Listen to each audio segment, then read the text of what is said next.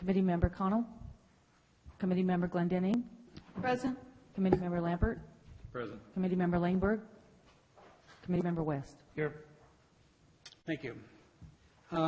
We have minutes from our previous meeting on August 29th. Are there any comments or corrections to the minutes?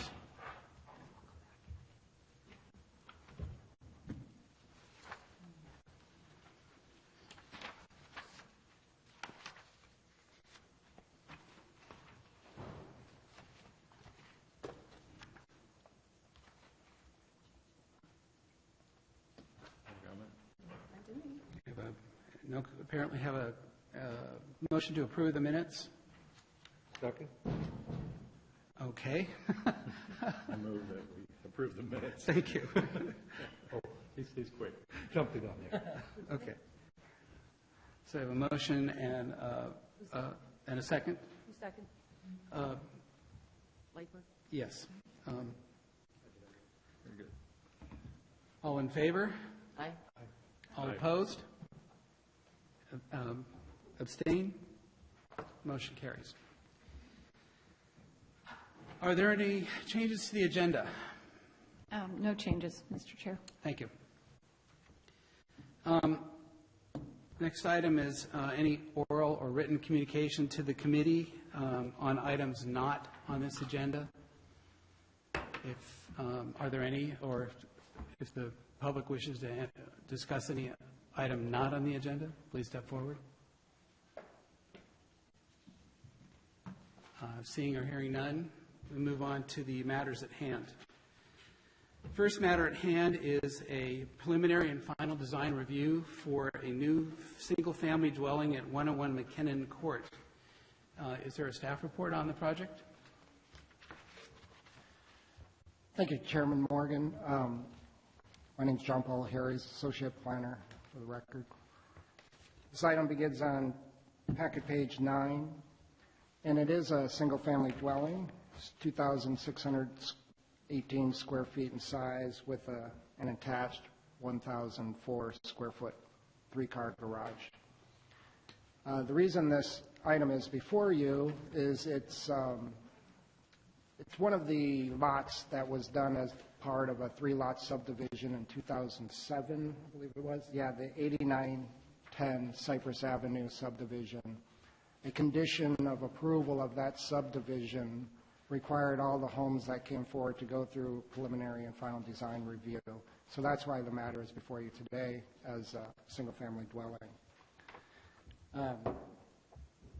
And I guess what I'd like to do first off is thank Hal Mulligan, who is here, the property owner. He and I spent a lot of time, and we're hoping bringing a good project forward, complies with all our rules, and makes your job a lot easier. We looked at, we made modifications to the porch and garage and driveway and the grading and siding of the house, and pretty happy with where it ended up. The house itself is a single-story ranch-style home. It has a covered entry porch, and as I mentioned, a three-car garage. Uses horizontal hardy board siding, and the color board is behind you. If you look at the siding, it's not that siding color, it's the color swatch that's on top of it. And you can see the body color, which is, I guess, like a light grayish green. We were having a debate about what color it really is. And a little slightly darker trim. And you can see the shingles that are proposed for that, an asphalt shingle with the estate gray color.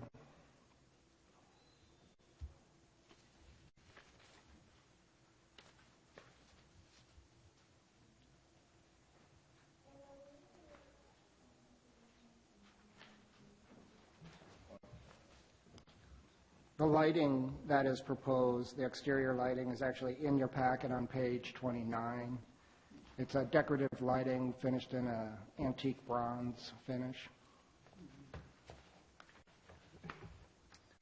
And not a whole lot more to say. The landscape plan was done by a well-known firm in this area and proposes entirely low water usage, complies with our regs for the water efficient landscape standards. And pretty much, and site drainage moves to swales that were all installed at the time that the subdivision was, the infrastructure was put in. And with that, there's really not much more I could say, but I'm happy to answer any questions you have. Thank you. I'll start with the, my first question here is that this project will require a use permit by the Planning Commission for parking, and that is really not something we're discussing tonight. Not the number of parking spaces. The reason it is because the Code of Ordinances requires two-car parking garage, or two covered spaces for a residence. And any time you want to go over the required parking limit, it requires a use permit by the Planning Commission. Okay. So that's why they have to do that. But just for your interest, what I liked about it is they've offset one of them, so it's not three just right in the same plane. Well, the third one, the farthest to the east, is offset, so it gives some articulation to the structure there. Also, the adjacent house has a three-car garage, so what you're looking at is not inconsistent with what's up there already. Okay, thank you. With that, who on the committee has questions or comments for the staff report? I've just got one question. Go. Is this on? You know, yeah, Perez, there you go. Yeah, I've got one question. I was just wondering, is solar planned for this one? It wasn't done as part of this project, but the applicant is here. We could ask him. Okay. I guess the answer would be, come forward. We are recording this, so it's, so. Hi, I'm Hal Mulligan, along with my wife Phyllis, the owner of the project. So if the question pertains to solar, or is solar planned, I guess my answer would be, I hope so. It's all going to be cost dependent. I know, I have a good idea of what the house is going to cost to build, but it's going to be dependent on whether or not the money is available at the end. I'd like to either have a solar on the roof, or actually, ground-based would be what I would prefer. I'm looking into the different alternatives there. Yeah, you have enough land for it. So. Right, and there's actually a very, very nice spot there for a ground-based system. So I am going to pre-wire for it and have everything in place so that it could be put either at the ground base, where I would think, and or on the roof, just in case, because pre-wiring ahead of time is very inexpensive. Right, it's a lot easier to do it now than yeah. it is later. So, Yeah. So that's my plan right now. Yeah, that's good. Going in. Yeah, that's great. Thank you. Thank you. Welcome. Any other questions? Sorry? Any other questions? All right, any comments on the project? Discussion here. I have to say that my memory of the two earlier homes that were passed through the committee for approval, one of them, at least one of them is built. I haven't been up there lately, but this is very similar or complementary of the others. That would be my observation. So, Well, I'll make a couple comments. I was up at the site. I think it will fit okay. The other two projects are very similar in style, very craftsman in style. So this one is definitely different. It's not wildly different or in scale and size, but I think to me, it doesn't seem to have quite the level of detail of those two. I don't think that's a big deal. The one thing that I'm curious about is the way the building is sited in terms of its floor plan. I find a little confusing. Like there's what seems like a really nice view south down the driveway across kind of the rolling hills across Cypress, but the bedrooms are all on that side of the building, and the great room is on the other side, which would look really into the neighbor parcel. So for view, it seems like it's kind of flipped, And for solar gain, it's also flipped. So you have the south side is the private side of the house, and the north side is the more open public side. I appreciate that the garage is on the back of the property, so when you drive up the road, the garage is not the first thing you see. But it feels to me it's a house that you'll go into, and you'll be very private in the sort of the back of the site, which is kind of an older way of designing a plan. It's not eyes on the street, open to the south, more open feeling. So it feels a little off in that way. Just a comment.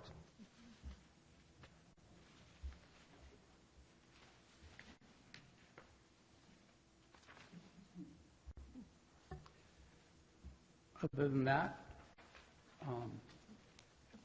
do we have, and that was for the purpose of just a comment, correct? That's right. Okay. Do we, so what do we want to do with this? Do we want to? Pardon me, thank you. Yes. I should open this up to the public. Is there anyone who would like to comment on this project? Please come forward and state your name. Thank you. Seeing none, I will close the public comment on the project. Thank you. So, shall we discuss this project further, or do we want to entertain a motion on the project? I would make a motion. I'll second that. And by that, we're approving the recommendations that are in our packet, put forward by staff, correct? Is that the motion? Yes. Okay. And that was seconded? Thank you. So, shall we call the roll, please? Chair Morgan? Yes. Vice Chair Weaver? Yes. Committee Member Connell? Yes. Committee Member Glendenning? Yes. Committee Member Lambert? Yes. Committee Member Langberg? Yes? Committee Member West? Thank you. It looks like a motion passed. It looks like a good project. Best of luck through the rest of this process. The next item is a recommendation for a vesting of a tentative map amendment at 100 Valparaiso. And request also includes a new preliminary design review and hillside development. For this project, I must recuse myself as I am within 500 feet. I live within 500 feet of this property. I hand over the meeting to my vice chair, Eris Weaver. Thank you. Thanks. Okay, staff has a report for us? Yes. Thank you, Chair Weaver. Just as a preface, Lori is going to give the bulk of the staff report, but I just wanted to give a brief introduction to it because I think for several of you, as well as several members of the public, they've already seen the project once, so just to explain. The applicant received approvals for a previous project, the tentative map that is now vested, in 2009, and during the recession, they retooled that a bit and came back to us with a request to amend that tentative map. So that's what's coming forward to you today. So some of it will seem familiar and some of it will be different. And with that, I think I'll hand it over to Lori McNabb, whom you've met before. Thank you. Thanks.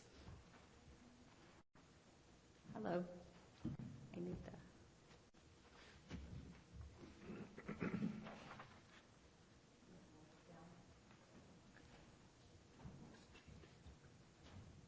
Good afternoon. So we're here today for the 100 Valparaiso subdivision map amendment. And before I talk about the new map, I wanted to talk about the old map. So in 2009, the subdivision map that the city approved was a 62-lot subdivision, and those dark blue lines are the public streets that were approved with the subdivision, as well as a few alleys. So the light blue are the alleys. So 62 lots. Of those 62 lots, 10 were affordable. Those blue lots all had homes that were rear-loaded, or, garages accessing from alleys. And the project also had various pocket parks, and those are in green. It also preserved or required rebuilding of the historic home for use as a community building.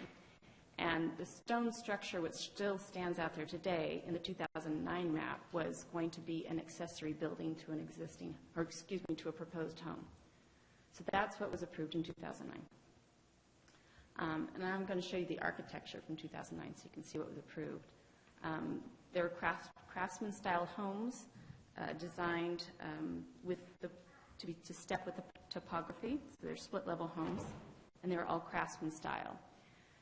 The 2009 map had 10 different unit types. So it had these single-family homes. It had townhomes, and these would have been the townhomes that would access off the alleys. It had stacked flats or stacked units built like condominiums, so one unit on the ground floor and one unit on top. And it had duet-style units, which also would have accessed from the alley. Now, the rest of the presentation is about the map today. So they've revised the map, or they're asking to amend the map. So it's going from 62 lots to 45 lots. I said homes on the picture, but it's 45 lots, and 6 of those lots will be affordable homes. There are no longer any alleys proposed, so they all have traditional, garage with a driveway accessing from a public street. And in this new design, Dorfman actually goes through connecting two established neighborhoods to each other.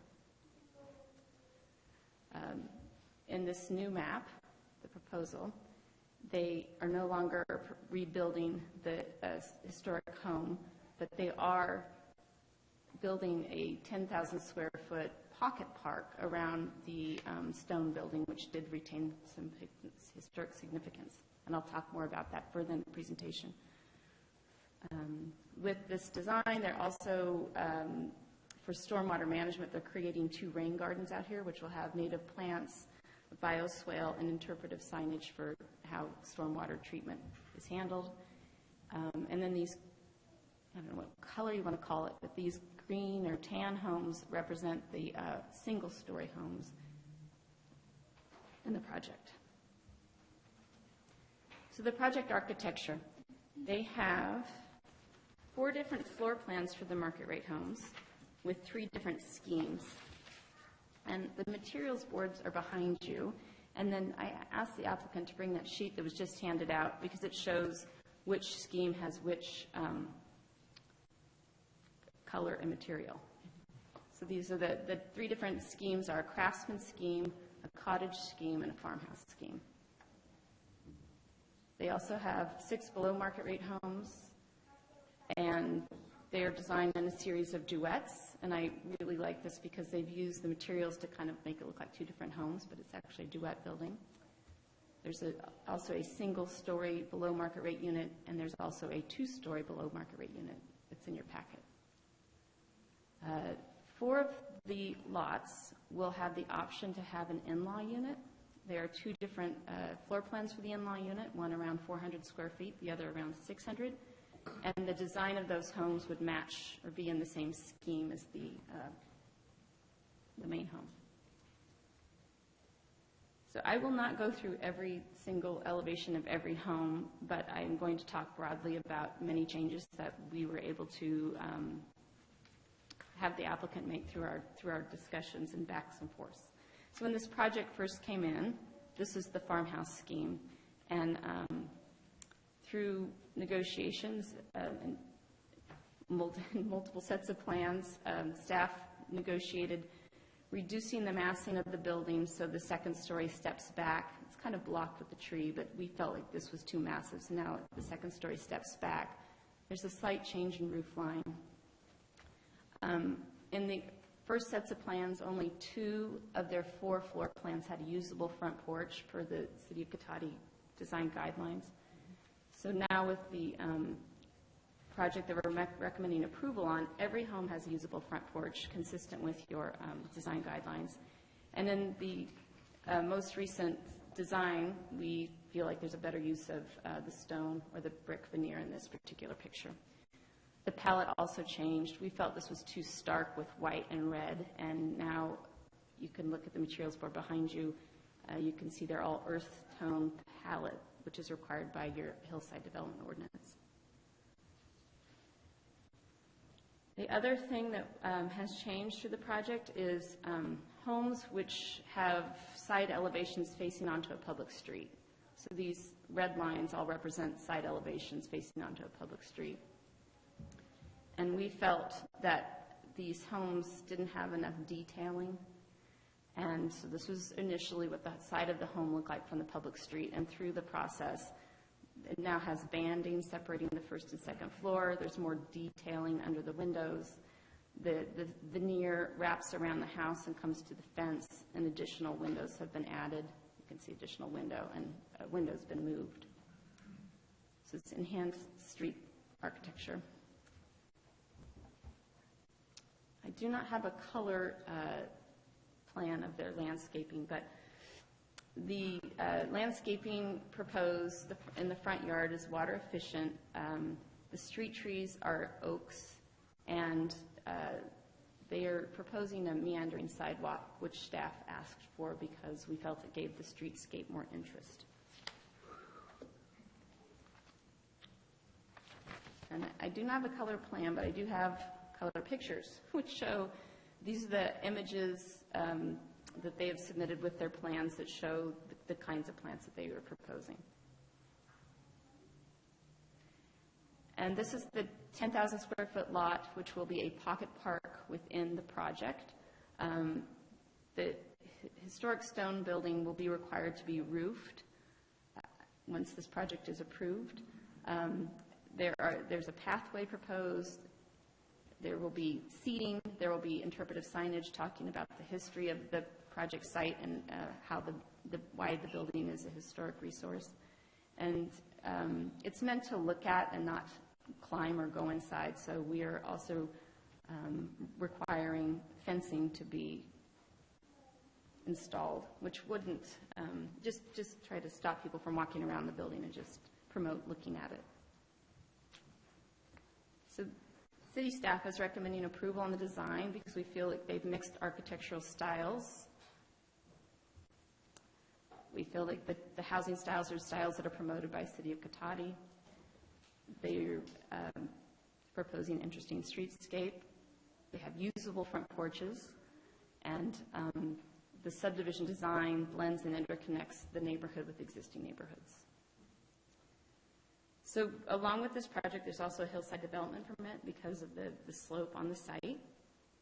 And we are also recommending approval of the hillside development permit. One is that this particular project, or the new project, meets the hillside setbacks for the entire perimeter of the project. The earlier 2009 map did not. This new map reduces the floor area ratio of each lot, so there's less buildings per lot than the 2009 map. And the way the project's designed enhances privacy. The 2009 map, there seemed to be lots of concern with privacy, and there were lots of conditions placed on the map to make sure that the homes had privacy. These are the earlier conditions. They were requiring that the outdoor areas shall be no more than 2 feet above existing grade.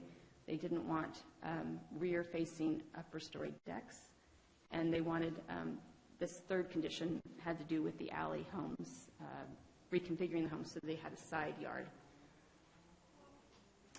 So we've worked with them. They are, and we asked them to prepare for us an exhibit, which is also in your packet. It's pages H2 through H5. Where they showed with the new grading of the lot, privacy would be preserved. And there are no, I don't know why it keeps going back. There are no longer second-story balconies like there were with the first 2009 map. The other issue with the last approval was the neighbors along Lund Hill, and there were several conditions of approval for that map. to deal with the privacy concerns of the Lynn Hill neighbors. There were no windows to face the Lynn Hill neighbors. They wanted the number of lots across the rear project site to be reduced, and they wanted an 8-foot fence installed, the conditions. So this is a topography map, and you can see this circle is the highest point on the property, and these are the 5 or 6 lots proposed along the rear property line. And this is the neighbor who in 2009 had concerns with the privacy of these homes looking into her backyard. This 2009, or excuse me, this current map is, we don't feel, the conditions have changed and we don't feel those previous conditions apply because this current map is grading out the knoll. So all this soil is going to be pushed out on the property. So this, where this home is going to be 5 feet lower. It's, these are one-story homes now. These 3 are one-story homes, so there will be no windows looking down. And the homes along this entire line and the entire perimeter of the subdivision are set back 30 feet from the rear property line instead of 20 feet in the 2009 map. So in the 2009 map, that green polka dotted line was the grade of the lot that was approved. So there would have been a 2-story home built on top of this. So with this 2014 map, they are grading out the lot, and it will be a 1-story home on this flatter pad. So with the changes made, staff recommends that the committee recommend to the Planning Commission that you approve the preliminary design review for the 100 Valparaiso map amendment. Okay, thank you. Any committee members have any questions for staff? Madam Chair, if I could, before we take questions, I just want to add a little bit to what Lori said. When the applicant first submitted the amendment request, and we pulled the old approvals, it was obvious that there were these issues that, for whatever reason, resulted as conditions instead of built-in design aspects of the map. So staff and the applicants have worked hard to figure out the best solution to address those old conditions as well as achieve a design that met our standards.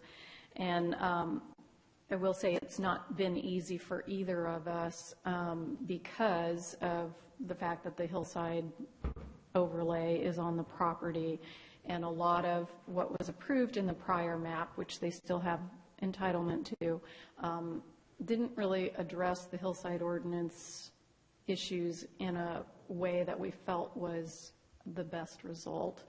And so the applicants have worked closely with us and have been understanding of that little bit of a delicate balance. And I do want to point out that in the prior map, the homes were designed, as Lori said earlier, with stepped foundations so that they went along with the grade of the property, stepped with the topography.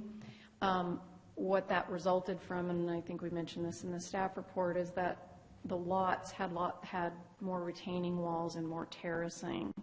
And we made the decision this time around that we would rather see more export from the site and usable yards than we would have the houses step with the topography. So there is more grading this time around, and that was direction that staff gave the applicant.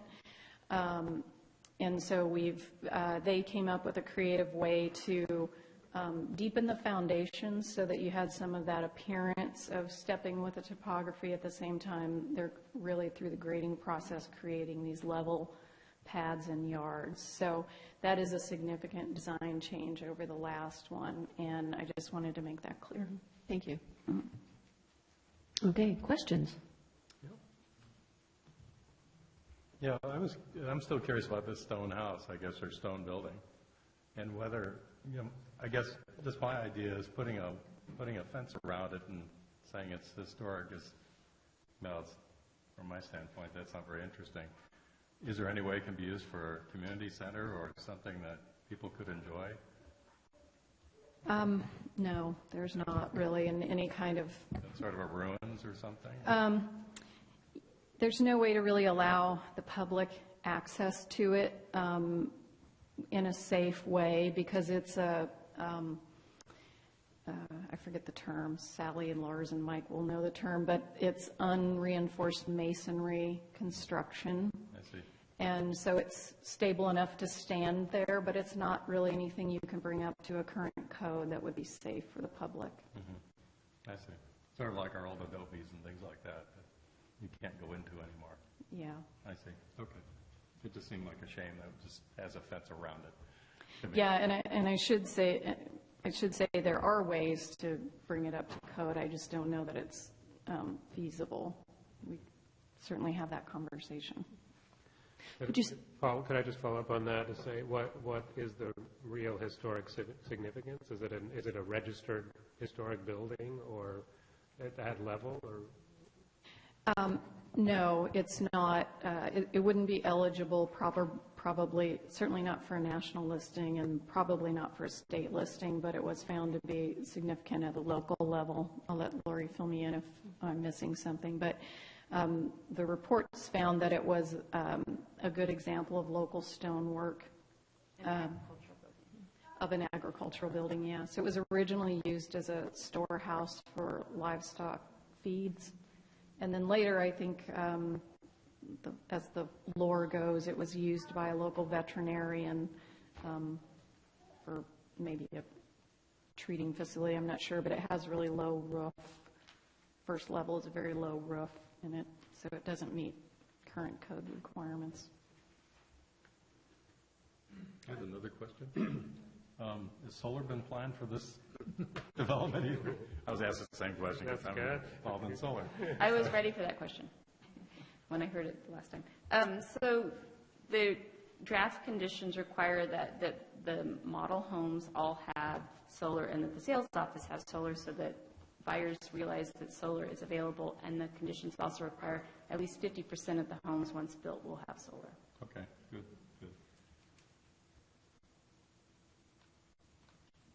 I have a question. Yeah, I have a question about the second dwelling units.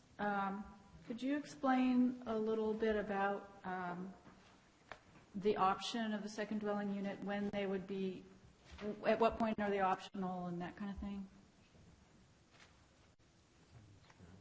I think generally, if the project receives approval from Planning Commission and the City Council, they would be entitled, and then they could be built with the overall project construction, or they could be added later with just a building permit process. Okay, so there would not be any additional design review level when they were if they're added later. That's correct. Thanks. I would like to follow up with the accessory. So this also would preclude any other accessory dwelling units in that area? Or how does that work? And why were these particular, as it seems like the landlocked lots, so it kind of makes sense, but just follow up on that whole question. No, this approval would not necessarily preclude any of the other lots from later building accessory units. They would just have to meet the requirements we had at the time for size and setbacks and parking and all, whatever those would be. Mm-hmm. Then to follow up on that, I'm assuming that the parking for those units already takes into account that there may be an additional unit on those lots? The ones that are proposed with this map do, yes.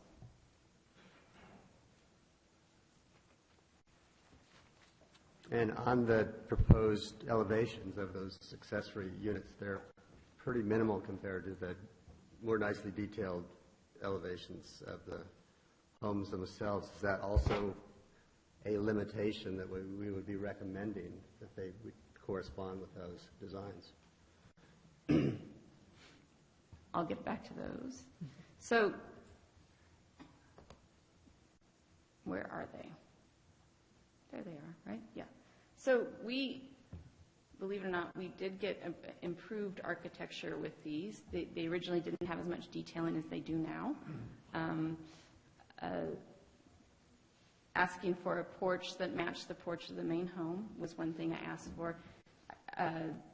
Also recommended doing a more usable porch on this one, but the applicant had reasons for not wanting to do that. So this is as far as we've gotten, but I think if this committee has more suggestions for how to improve upon these elevations, I'm sure the applicant would like to hear that. Well, a couple of them seem to back up to the historic stone house and public area. So I think that since the more visible elevations on the major streets are more highly articulated, I might recommend that the ones that are open to the public view would also be more highly articulated in the same spirit. So to confirm, you're referring to lots 25 and 39? I would need my glasses. Okay, sorry. Sorry, okay. Okay. I have some follow-up questions about this stone building. When I was 12, I would have been all over that.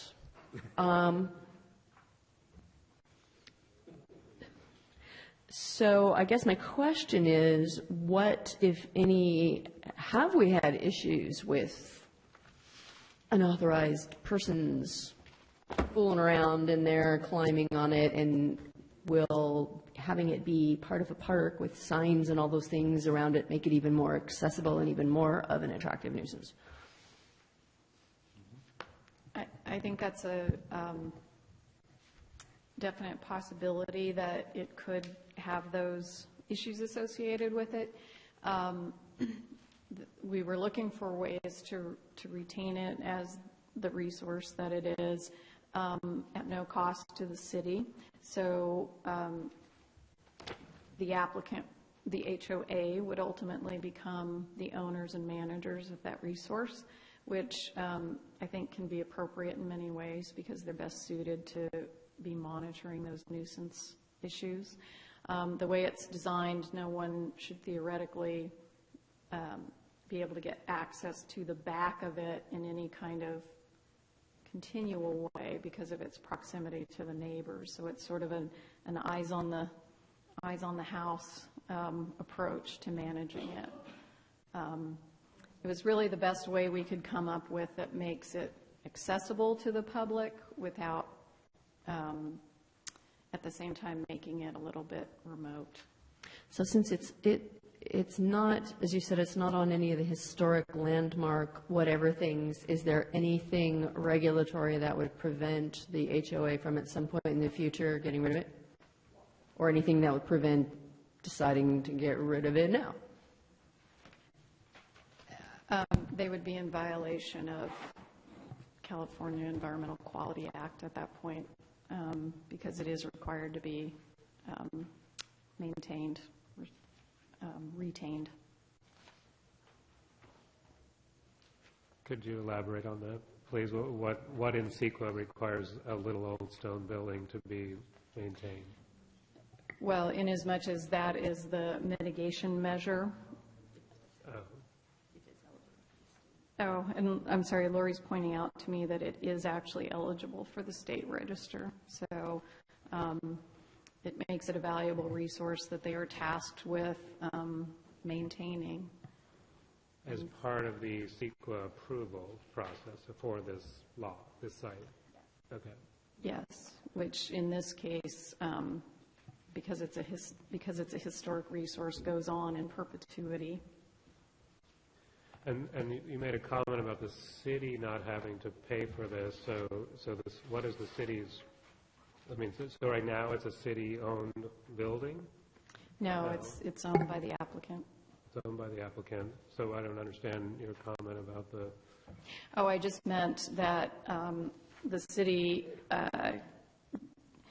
wouldn't be taking ownership of it as, more of a quote-unquote public resource. It would continue to be a private ownership. And I don't think my other question got fully answered, which is, have there been police reports of trespassing and vandalism associated with the building? Not to my knowledge. I mean, definitely when the fires occurred, there had been incidents leading up to that, but no, I have not had that complaint from the police department. Any other questions? Yeah, just still on the stone house. So what is the fencing? I mean, is it in here, or is it a chain link fence? Is it a security fence? Is it a solid fence? Is it something that's inviting, or I just missed that, I guess? Okay, got it, okay. So just like the one across the street here, more or less. Okay.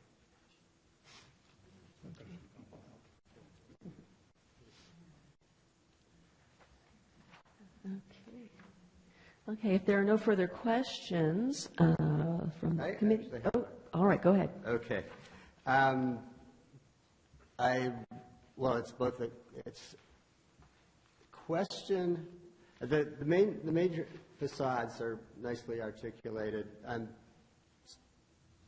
disappointed with the level of articulation, even though it's improvement on the major streets, which are the side lots, but also have fences on those main streets, plus the flat sides. And so the question, I guess, if it's a question, are those side fences required to be next to the sidewalk on those main streets? Or is that an attempt to provide privacy on the side yards?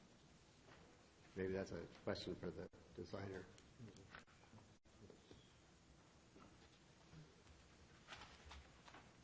At least that's the way I'm interpreting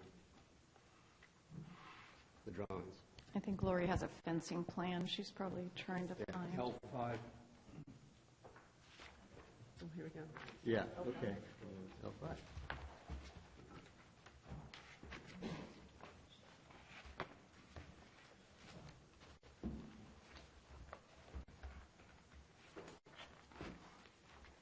So yes, those would be the ones along Northman Drive. That's what I'm primarily referring to. The 6 lots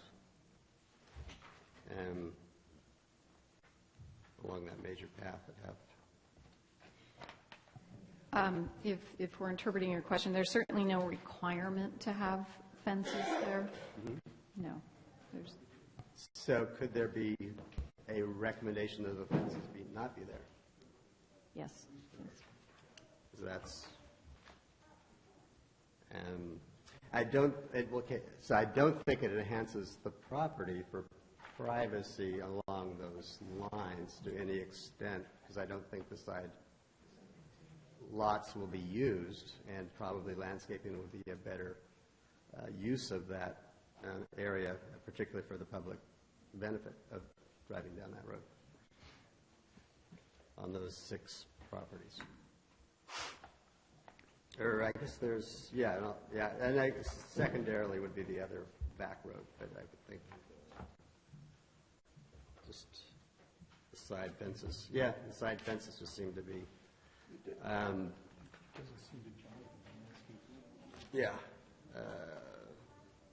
negative experience for the public. And excluding the public. And along those lines of just like the single-family home provided is an articulation along that facade of a step of a couple feet of side facades, which I think could be achieved just by making the living room a couple feet larger. But not sure what the setback requirements are.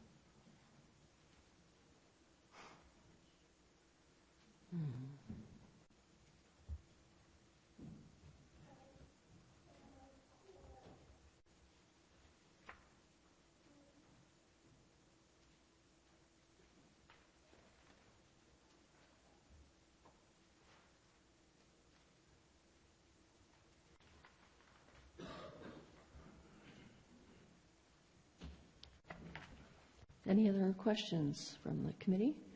Okay, at this point, I would open this up for public comment. If any member of the comment wishes to speak about this, please step forward to the mic.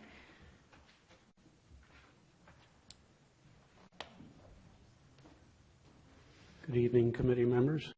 Thank you for doing the job you're doing. I did it for several years. I'm a former design review board member, so I know what it takes. I have encountered, I have many concerns about this project, and I have some historical knowledge of the previous one that we saw. I'll start with a couple of questions. First of all, there were two historic buildings there, which I think you are aware of. They both burned down, I think, on separate occasions. And is there any knowledge of what was the cause of the I don't know if it was determined. I know I was asking back at that time. It could have been arson, could have been carelessness, kids, or homeless people. I'm not sure. Does anybody know if it was determined? Staff, can you answer that question? Yes, if you want me to answer any of the questions, let me know. The records indicate that in all likelihood the fires were started by homeless utilizing the structures for shelter. That's what the official record says. Okay. Thank you. Thank you.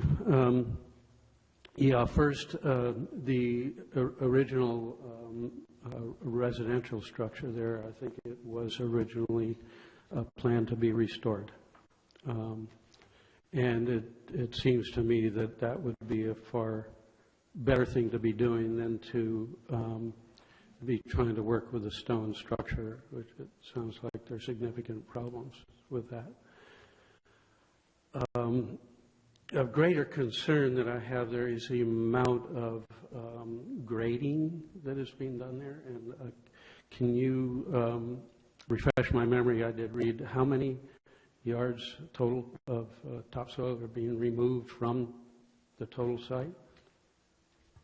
It's 8,000 cubic yards. 8,000 cubic yards.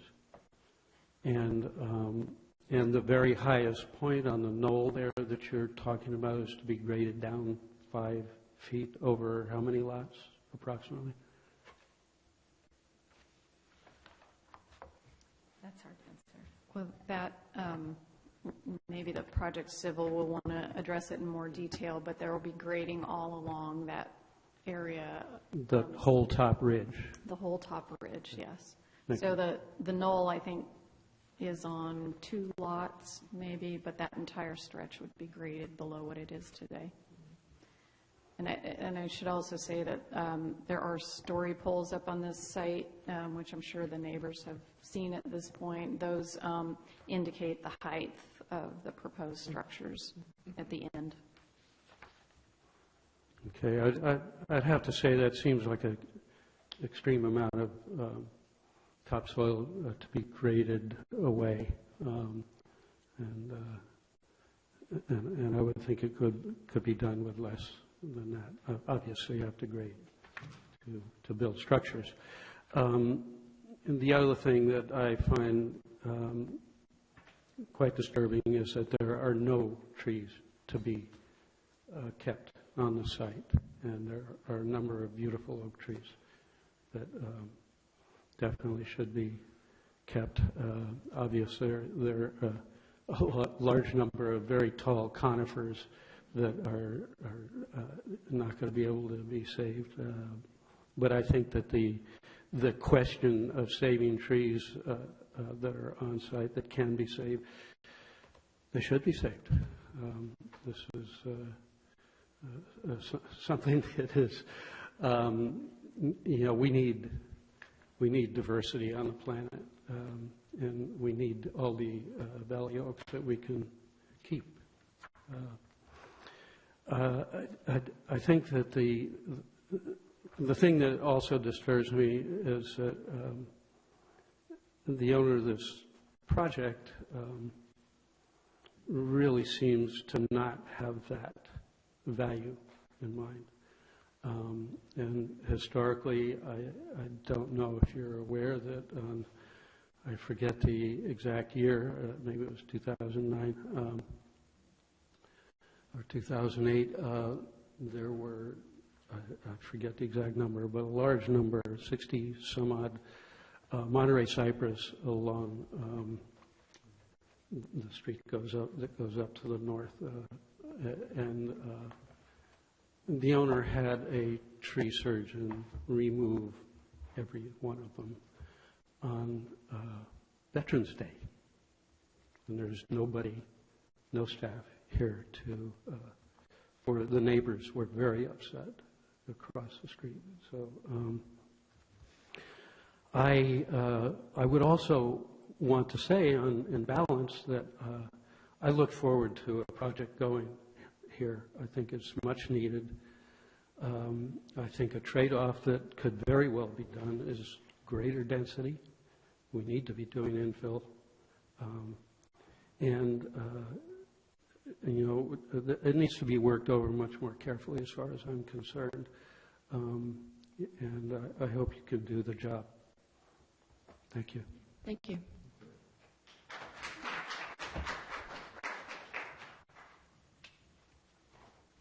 Hi there. I'm Cynthia Larson. I live at 8745 Failure Lane. I don't know how you guys talk in public. This is terrifying. Anyway, I just wanted to start with answering Eris's question about the stone building. Yes, the police have been there many, many times. I myself have called the police at least 10, and the fire department at least once. There was a row of cypress trees going up Failure Lane. When those were cut down, everybody found out that that home and that stone building existed, because before then you couldn't see it. Mm-hmm. Even my next door neighbor who had lived there for 3 years went, where did those come from? So it became an instant attractive nuisance overnight. Kids are over there all the time smoking pot or doing whatever kids do these days. But anyway, it's not I'm not saying that's a complaint, I'm just answering a question. There was talk at one point of dismantling that stone building and using the stones down at the main entrance of the subdivision, and then having the name of the subdivision on the stones. So I think that would be really nice to look at, but if it can't be done, it can't be done. But my main concern is all of our neighbors, so Failure, Jagle, Lundhill, and Hunter's Ridge, worked together with the developer to come up with a design that all of us could live with, and that was the one that was approved in 2009. And one of the things the developer did was not have Dorfman punch through to Failure. So if you look at the proposal that's before us today, it shows Dorfman going through and punching through onto Failure where there's existing homes that would have the headlights and have the danger of cars going too fast and not negotiating that turn. So I know that I'm not the only person here today on Failure that would like to ask you to put in a variance, approve of a variance to not have that street punched through, because my understanding is it's because it would allow, evidently Jagle would be too long if it didn't have Dorfman punching through it. It's like a 500-foot code. So anyway, I think it'd be irresponsible to have a street punching through to an existing street where it wasn't meant to go through there. And I think there was something else, but I can't think about it right now. But anyway, I do appreciate your thoughts on letting the developer, I know he's got another design that doesn't have Failure punching through, but it couldn't be before you today because of that code, well, violation, I should say, that needs a variance in order for it to take place. Anyway, thank you very much. Thank you. Mm-hmm.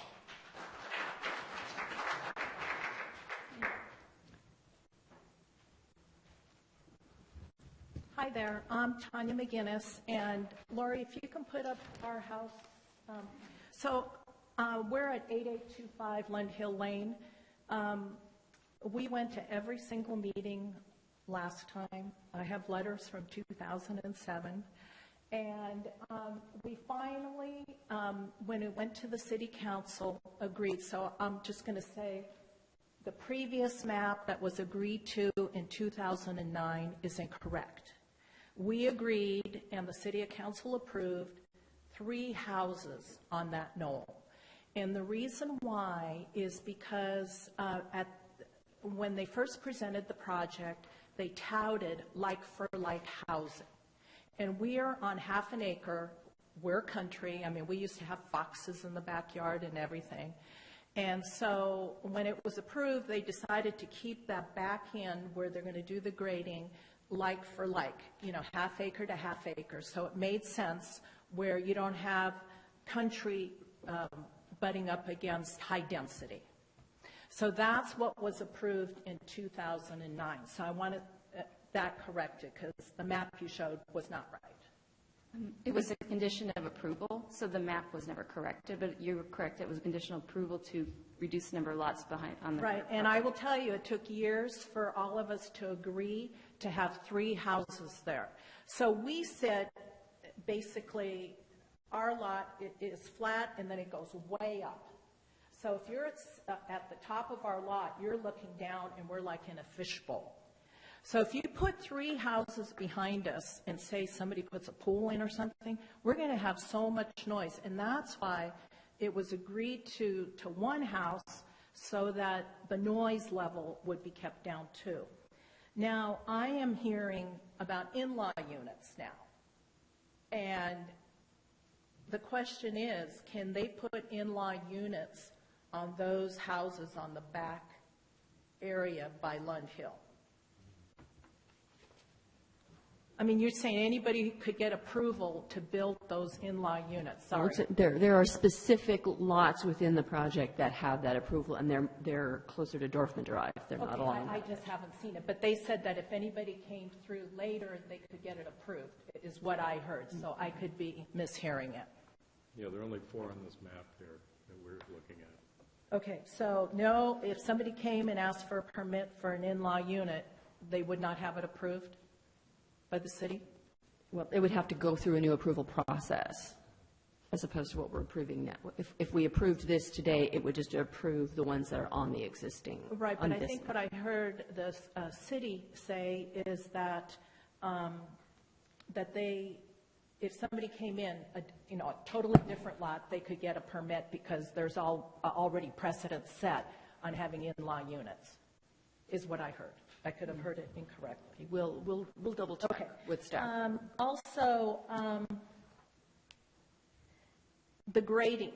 I have a question about the grading because, as I said, our lot sits up, the top of our lot sits very high. Where does the grading start?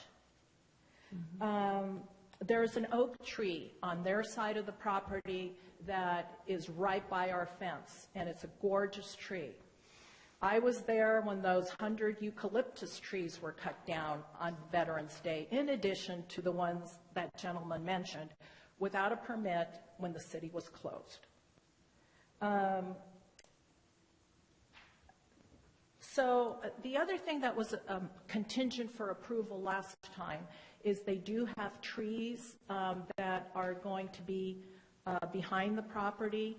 And the concern last time was, what if they don't water them? What if they cut them down? So a buffer zone was agreed to where the trees were put between our 2 fences and the HOA took care of them. Because our concern is they plant the trees and somebody might not like them or they want the view out that way, which is a view, and they'll let the trees die or cut them down or whatever. Also, how big are those trees? When they're planted, are they going to be 5 gallons or are they going to be the ones that come in the wood containers? Let's see. And what type of fencing will it have? And also I noticed, because I looked at the story poles, which were not up on Saturday, so they must have just put them up yesterday or Sunday. there's a stake right by our fence with a piece of pink tape on it, and I don't know what that is. So if we can get an answer to that. Thank you. Thank you. I'm keeping this list of questions, so we'll come back to staff with them. Hi, my name is Beth Batcham. I live 8350 Northland Drive. Pretty much in agreement with everyone that Dorfman Drive should not punch through. I have a small child. You might have seen her here before. The neighborhood is full of small children, and we play outside. And we don't want people to take the shortcut from Old Redwood to avoid the traffic lights. Additionally, there is no way for us to walk to town currently on a sidewalk. There is missing sidewalk. Why is there still missing sidewalk when we have updated the roads? And we are going to have even more people, and we are this lovely walkable city. Can we have some more sidewalks, please? And the last piece is I haven't seen the side that butts up against us. Originally, there were going to be trees along the line. We couldn't, you weren't speaking into the microphone, so we have no idea where your house is. So if you can clarify that. 835 Dorfman Drive, Okay. right on the edge. So is there still the tree line that goes along the edge, the buffer between the two sets of houses? To all members of the public, if you could please direct your questions to the chair so we're not having this kind of dialogue, and then we will respond to the committee with answers as she directs us. Okay. So tell me again, your question about the trees, where are you talking about? Okay, so, well, now you can't hear me, but this is where I live. The original plan had a set of trees and I set that. Okay.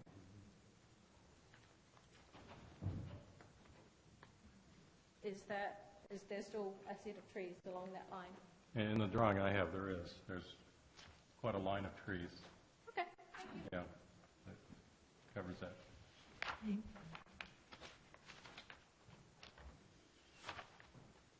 My name is Mike McGinnis, and I live at 8825 Lund Hill Lane, where we have 3 proposed houses behind us. My question is, where does the 5-foot grading start? Does it start on the property line? And if it does, is there drainage that will be there? Or will there be some type of soil control? Because what I'm envisioning right now, if you did 5 feet down, is there going to be like a retaining wall or some kind of a bulkhead there? Any other request, if it's possible, is that behind our house, where you're going to have 3 houses, can the city council restrict no in-law units for the future? Thank you. Thank you. Anyone else?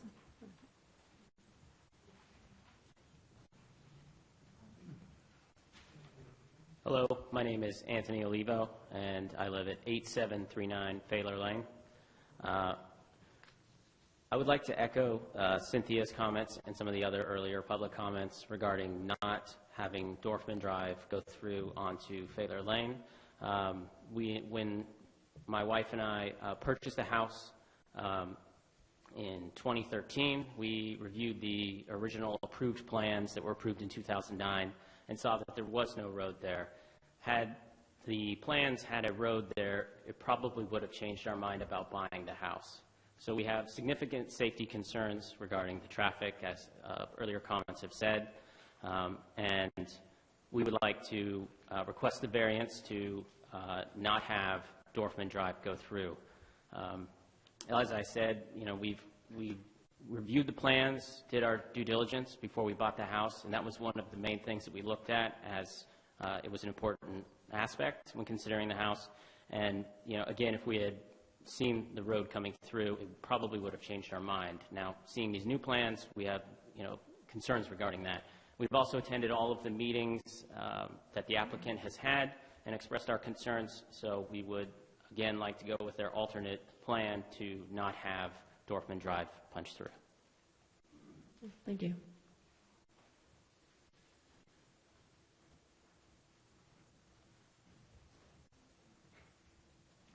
Good evening. My name is Jeff Morgan. I live at 8829 Lund Hill Lane.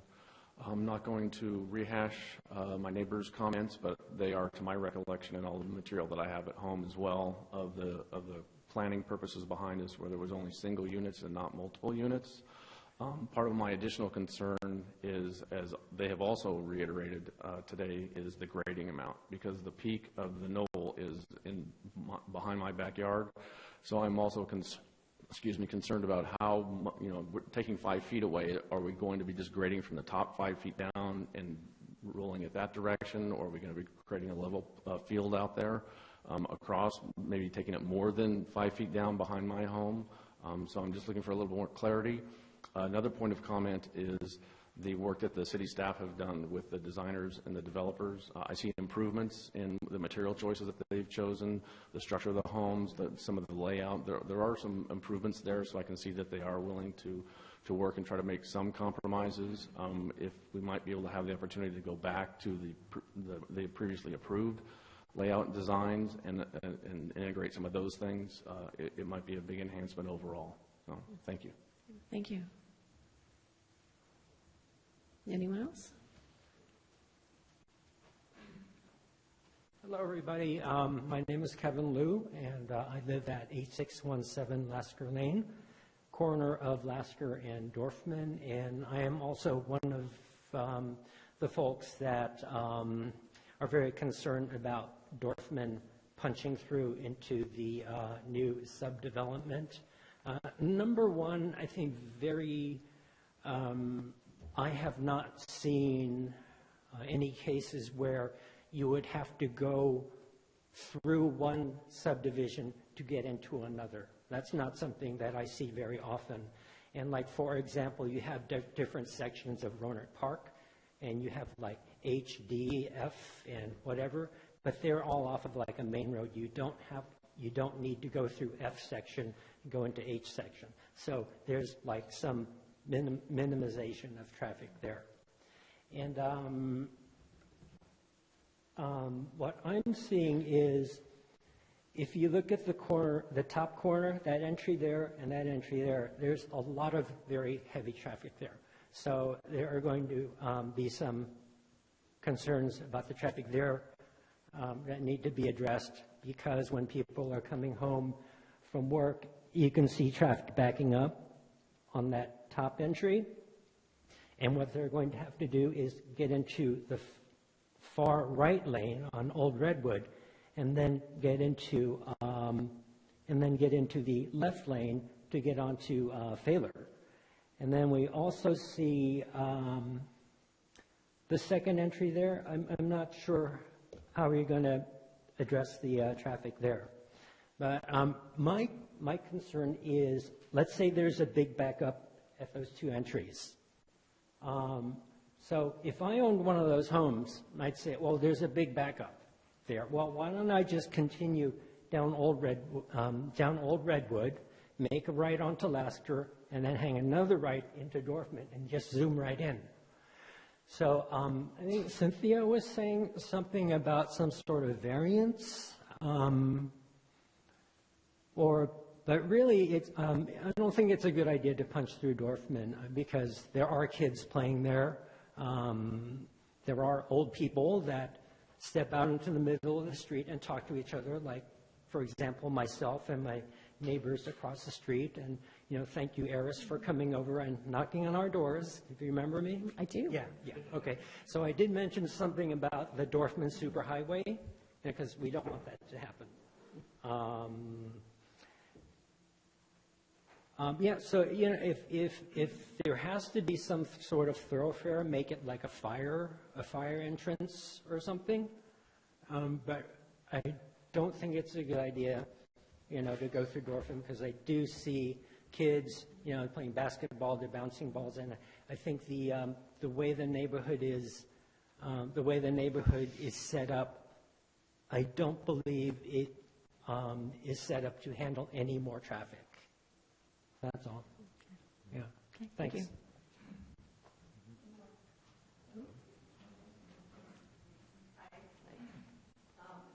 I'm his neighbor. I'm on Dorfman Drive. I'm Deborah Taylor French at 8701 Dorfman Drive, Cotati.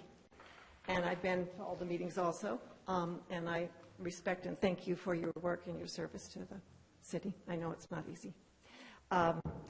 So I know this is a conundrum, and I would like to encourage, there was some discussion earlier about walkthroughs from neighborhood to neighborhood, and it's been proved that people who have actual organized walkthroughs are more social, and there's a lot less strife between. So if the neighborhoods, because I don't recommend that we make it a superhighway. Right now, my corner, 90% of the traffic does not stop. I'm right on Dorfman and Lasker. They come up and they swing through, and people even drive backwards. It's pretty crazy. Now, hopefully you could add some traffic calming if you have to run through Dorfman. But what I'm saying is I know Feller because I walk there every day. I run there. I see other people walking their dogs. It's far too narrow and far too steep to become a safe throwaway for any other neighborhood. And I'm not saying that at my expense. I'm simply saying the realities are if you plan traffic, you don't want people making radical rights and running down that road. There's just lots of other stuff going on. So I would say that you have a bit of an issue here with traffic. It really needs to be looked at before the whole project goes ahead, and I want this project to go ahead. If I could say it's done, I would love it to be done because I'm worried about fires, urban fires, and other issues up there on the hill that haven't been taken care of for years. So we need sidewalks. We need things taken care of so people can move around in those neighborhoods. But do please think about making it walkable. Do think about how are you going to connect these neighborhoods because they're going to be back to back. So they do need some sort of connection, and hopefully a friendly one, and some way to traffic calm. And when I spoke to the earlier planners in the planning department, they all mentioned that is traffic calming on Dorfman, because we have a, if you've been up that road, Lasker has a, a speed bump, including the one on the other side. And my neighbors who were down below who had young children at the time had to advocate because people were speeding up there at 60 miles an hour. So we do have those issues. People come right off of Redwood and they're used to going 50 and they just done it. So we have issues in our neighborhood already, as you're hearing. And the other neighborhood's going to have similar if we don't think about what we do to slow people down. Thank you. Thank you very much.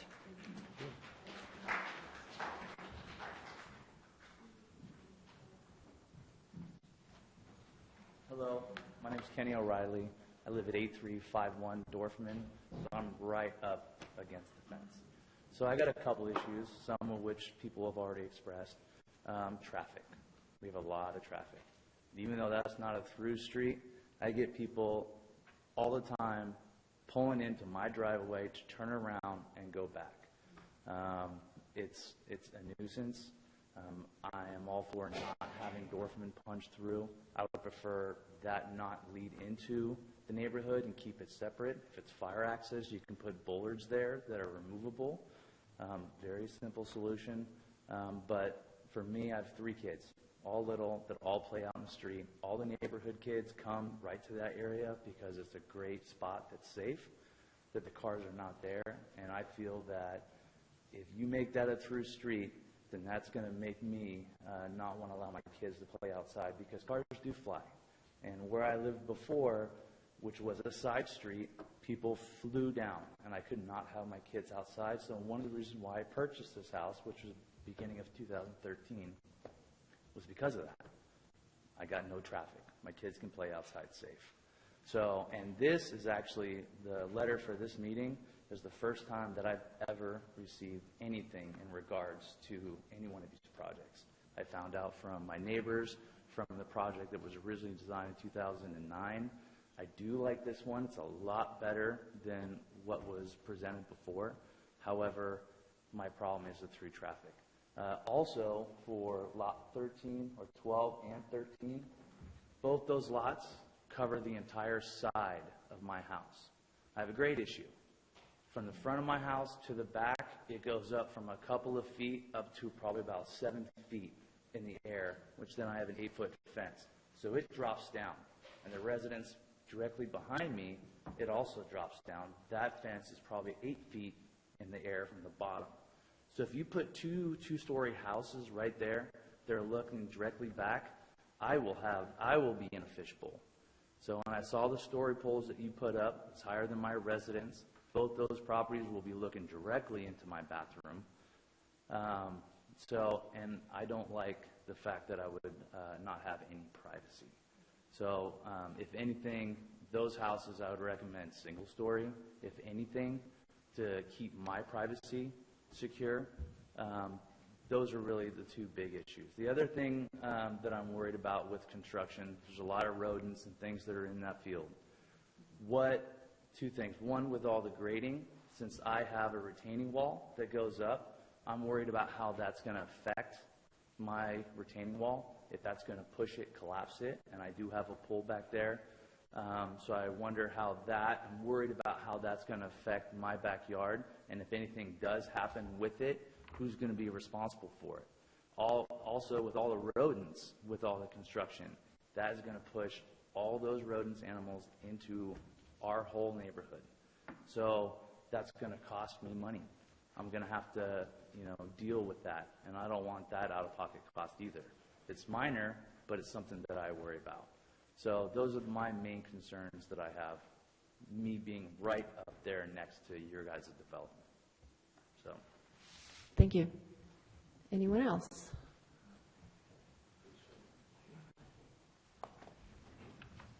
Hello, Tim Tillman, 8743 Failer Lane.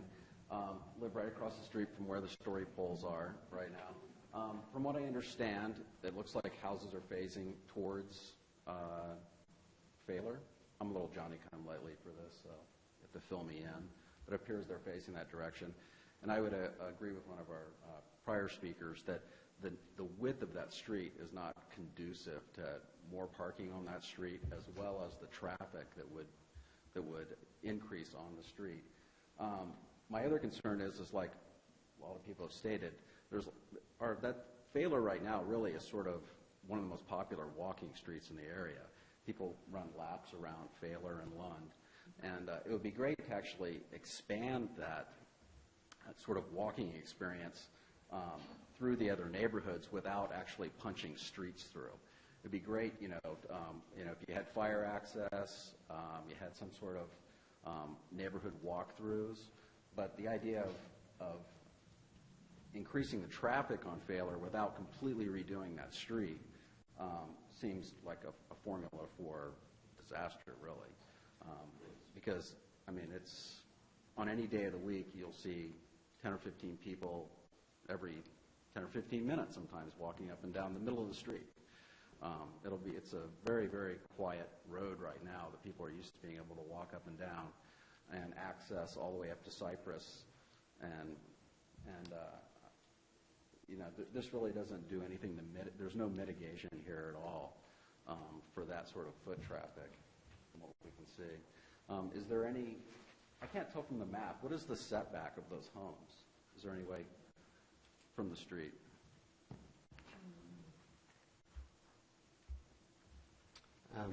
It looks roughly similar to what you have on your... It's equivalent to the other side of the street? Okay.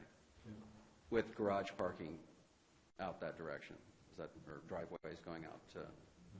Yeah, so once again, anyone who walks up that street now, if there's a car on either side of the street right now, it's almost impossible for two cars to pass going up and down that road. So 4 wide, which is what that requires, doesn't even exist at this point. So another one for the punch-through really seems to be an inconvenience and a nuisance, as well as a safety hazard. Thank you. Thank you. Good evening. My name's Don Cropper. My wife and I live at 128 Jagle Street, just outside the development in the upper left-hand corner. And again, thanks to you for the job that you're doing and the job that you have to do. We've lived in that neighborhood for 25 years and kind of gotten accustomed to the open space feel, although there were occupants in the old house when we first moved to that neighborhood, along with a pony that I believe was named Susie, who unfortunately died of old age. But there's just something missing about the development, and I will say the proposed amendment is an improvement, I think, over what was approved in 2009 in some ways. I do agree with the previous speakers, though, about the extension of Dorfman Drive all the way through the subdivision. I think that's a really bad idea. My wife and I use Failer Street practically every day to walk back and forth to Oliver's. And right now, it's a peaceful, quiet neighborhood. I think that would change. Another issue I have was also mentioned by one of the previous speakers, and that's the existing trees, the remaining trees, of which there aren't all that many, but there are quite a few, and they're beautiful trees, and I would hate to see them disappear in the course of the development. It would seem to me that the developer could find a way to eliminate the extension of Dorfman, to reduce the density even further, retain some of the trees that are presently on the property, and maintain to some extent, anyway, the feeling of open space and rural neighborhood. Those are my concerns. Thank you for listening. Thank you.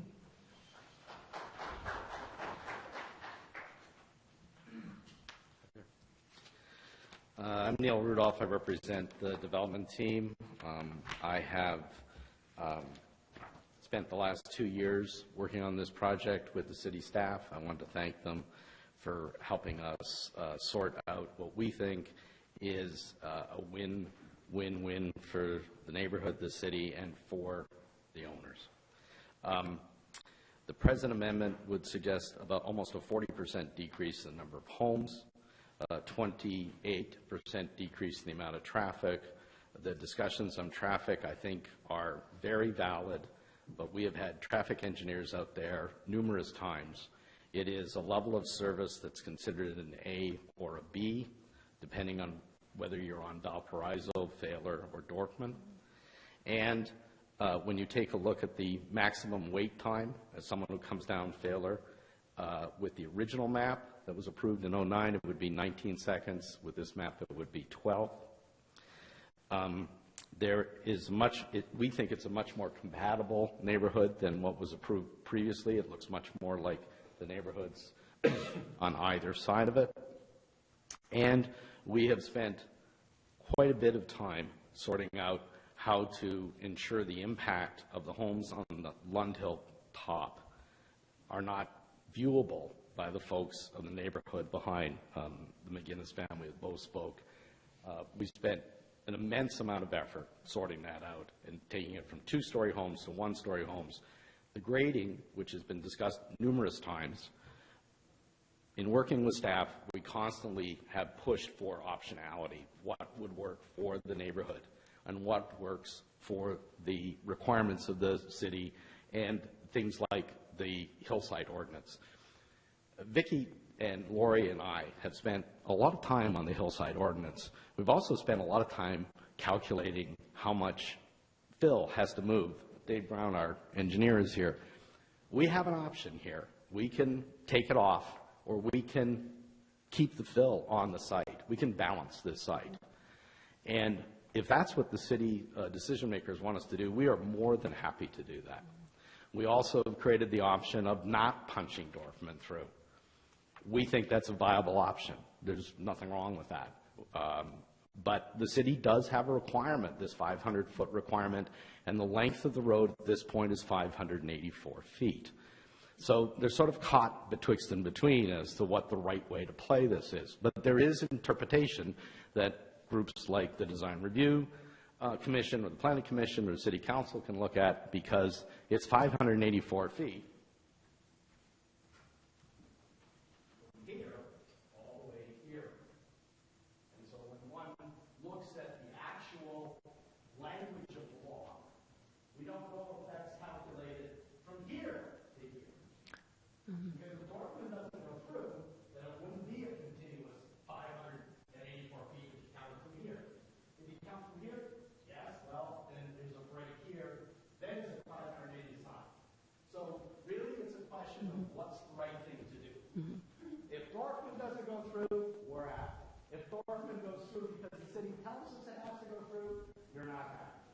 I'm sorry, we'll do it either way. Last but not least, I want to touch on the concept of our disrespect for the trees. I take that really personally. In 2008 or 9, I cannot remember the exact time frame, and someone said it was Veterans Day, and I'm not sure if it was. There was a serious storm. We did get a permit to take the trees down because neighbors were calling us saying the Monterey's are snapping onto Failer, and they were. We sent an arborist out before we touched the trees. And if you take a look at the trees that were cut down, especially the Monterey's, you'll see they've all had this bug, so to speak, eating the centers of them out. And that's why there were branches and trees snapping down in that windstorm. So it's not like we were trying to do something on the slide. We were not. We have a permit. Last but not least, I think we've spent an awful lot of effort trying to make sure that the design works and the grading works, but I have both of our experts here today to answer any questions that the Commission has. I have our engineer, Dave Brown, here, and our architect, Guy Chambers, here, and if there are any questions we haven't touched on, I would really, really like the actual experts to speak.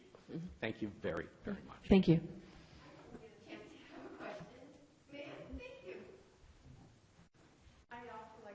Thank you all. This has got to be the most difficult thing, and really there's so many beautiful things about the plan, but I just wanted to quickly ask, has there been, the original plans were dating back to the, 2005, 8, somewhere in there. Have water studies been updated since then, taking into consideration climate change and our water needs, and so that would be my first concern and question. Have there been updates to the water plan,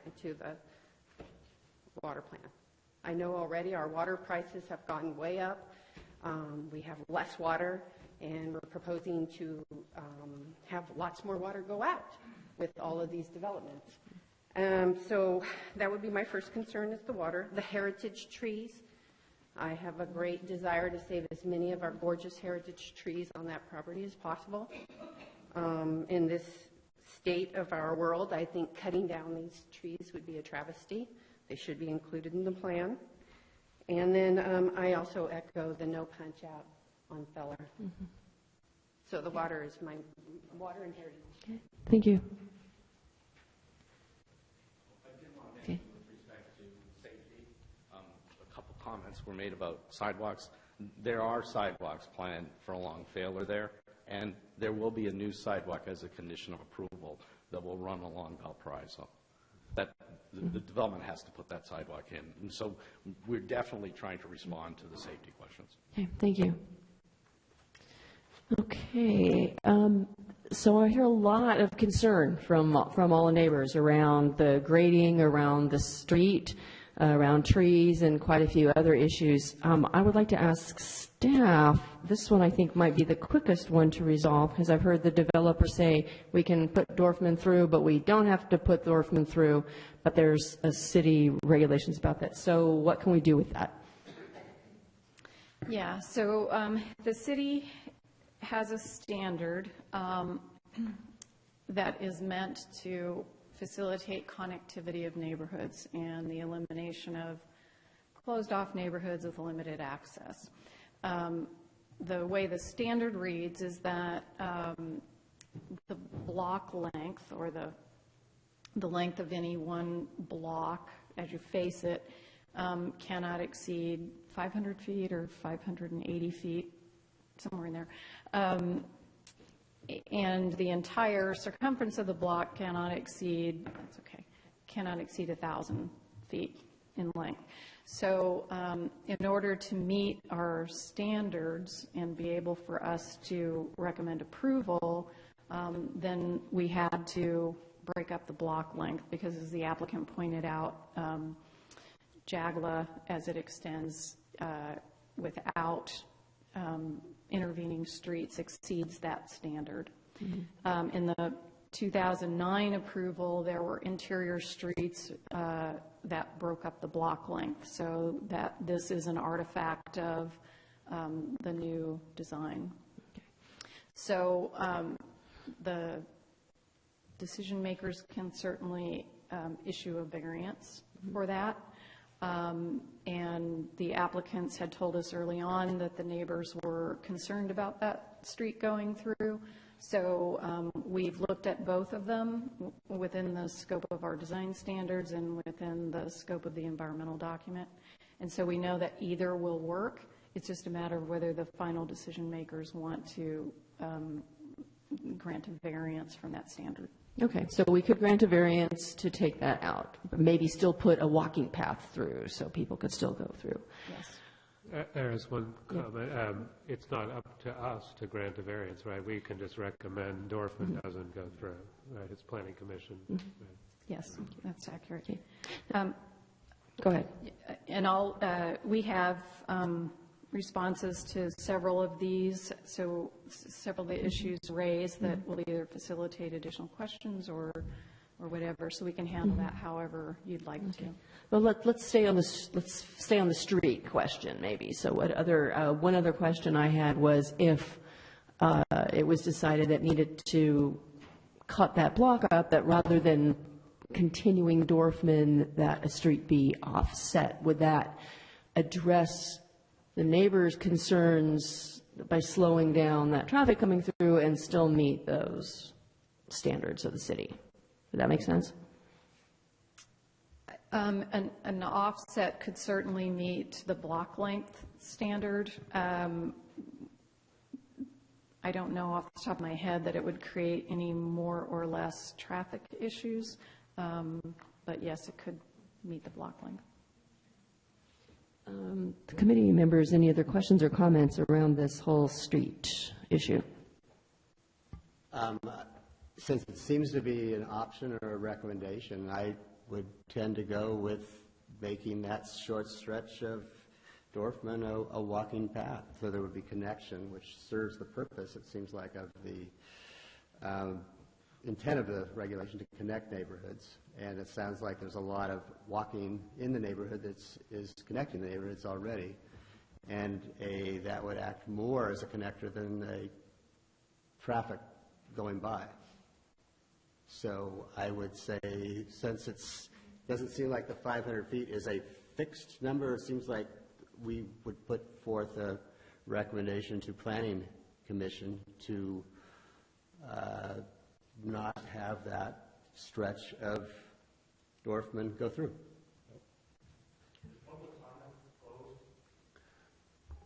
Oh, I didn't. I did not officially close it, did I? All right, go ahead. Then I'll close it. Maybe. Hi, my name is John Berger, and I live at 8416 Honor Place. So I'll just ask an obvious question. What this map does not illustrate is that Dorfman intersects Honor Place here.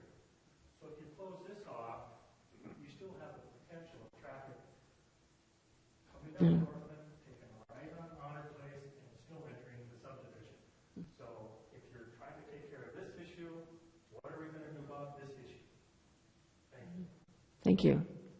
Okay, I'm now going to close public comment. Any other discussion about the street closures? And thank you for the reminder and a reminder to the public that any of the votes that we take in this body are recommendations to the Planning Commission. They're not binding votes. Okay, go ahead. I do have comment, and I feel like I'm not quite ready to say what my opinion is about Dorfman going through, but I mean in this case, but it kind of surprises me the amount of discussion about it, and I think that's partly because most successful neighborhoods are ones that have a pretty complete grid of streets going through where the traffic is dispersed fairly evenly over all the streets, and there's not just one big main street with isolated neighborhoods. And so to me, the plan to show Dorfman going through just is sort of illustrating what the thought on town planning is. And so I'm not sure that I'm ready to say, one way or other, which way I think it should be. I think part of it is people are used to the way it is now, and that's what they want to maintain, because I can see that there are benefits to living on a dead-end street. But at the same time, I'm just a little concerned that we need to make the right decision for the right reasons. So that's just my comment. I don't really have a question. Thank you. So here's a question, if I may go to the grading issue. I will confess that I also, looking at the plans and hearing the talk about the grading, I've been having a really hard time visualizing the three-dimensionality of this. I want Play-Doh or a 3D model or something so that I can see what's getting chopped off and moved off where. So what can someone give us that can help all of us visualize the change in the grading better? Yeah, I'll start and then maybe ask the applicant's engineer to come up.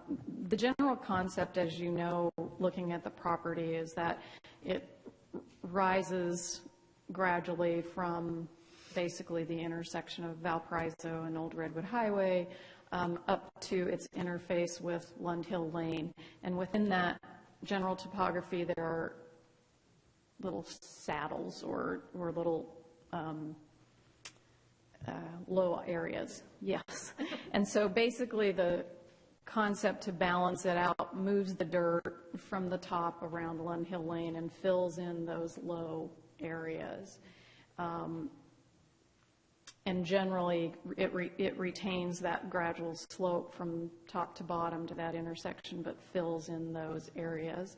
So we were cognizant, I think, the applicant and staff, in reading through the record, because we weren't here at the time it was approved, but in reading through the record, it was clear that there were privacy issues. And one speaker commented on the number of lots, and Lori pointed out, yes, that was a follow-on condition of approval. Back then, the lots just had the standard rear yard setback of the primary zoning, of the overall zoning, and so the potential to have, and they had two-story homes, as Lori pointed out, so the potential for privacy impacts were greater. In this one, we certainly weren't ignoring it. The compatibility with the neighborhood is what has driven all of the design changes that we've tried to come to. So in this design and with that grading concept, the privacy issues were one of the primary drivers. So I'd ask Dave Brown if he wants to refine my elementary description of the grading. Good evening. David Brown, the Adobe Associates, civil engineer for the project. Let me see if I can give you a visual perspective. The very easterly portion of the property does have a gentle slope from Valparaiso up towards the middle portion of the parcel. Just southeast of where that existing stone structure is where the main house for the property used to be.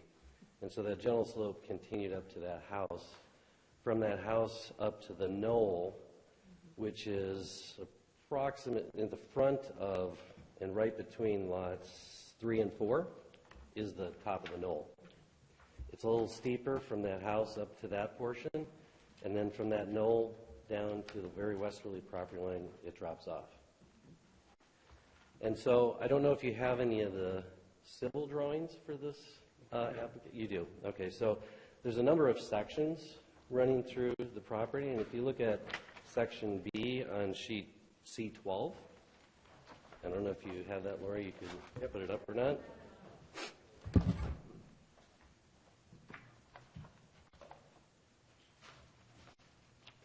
If you look at the very left edge of that section B, you can see closer to the middle is where Jagnell Street is, And then you see Lot 3 in the one-story building. You can see that the grade varies in how much cut is on that particular parcel, but at the westerly portion of that parcel, 8 feet from the very westerly property line, there's a 3-foot cut. Then there's an 8-foot section where there's trees to be planted, and then an 8-foot privacy fence. And then you can see that the property drops off fairly significantly towards the properties to the west. Oh, that's the very westerly edge of that section B that you're looking at. I think that's an old one, because there is, from the property line, 8 feet in is where the retaining wall, the 3-foot retaining wall, so it drops 3 feet, 8 feet from the property line. That way you maximize the visual protection to the neighbors to the west by having the tree vegetation and the 8-foot fence right at the property line, rather than having the fence and the vegetation down lower and further into the site.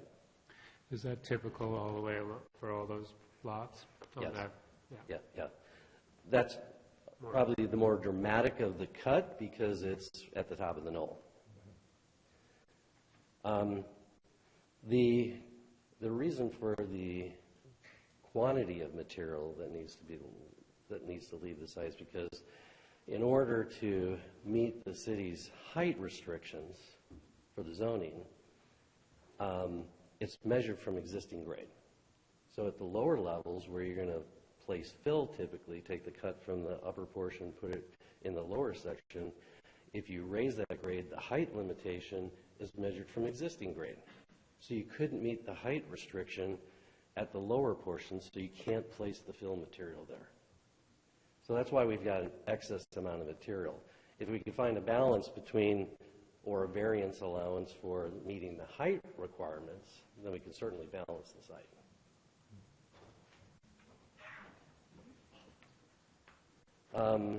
Let's see, what other questions were there?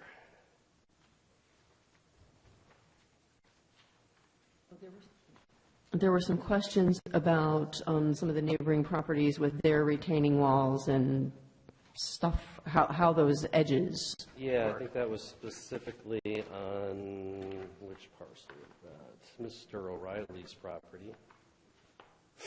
And his property is significantly lower than our property. There's a retaining wall on his property that retains the property. And so even if you put a one-story building there, they're still going to look down into that guy's backyard. Obviously, they can't put an impact on the retaining wall on his property, so there's going to be a fence on that property, and it's not going to be on his property, it'll be on our property, and maybe they'll do a good neighbor fence with that property owner. But there's also trees that are going to be planted all along that whole southerly portion of the property. And that was a condition of approval of the previous project, and we intend on honoring that for this project as well. And I believe the condition, and Laura, you can correct me or not, they're not, 5-gallon trees.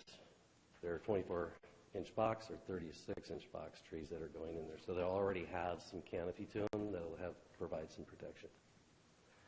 I also want to mention that John Meserve, the arborist for the project, is also here, and I'll just maybe mention some of the things that I'm somewhat familiar with because when we did this project back in 2009, trees were an issue then too.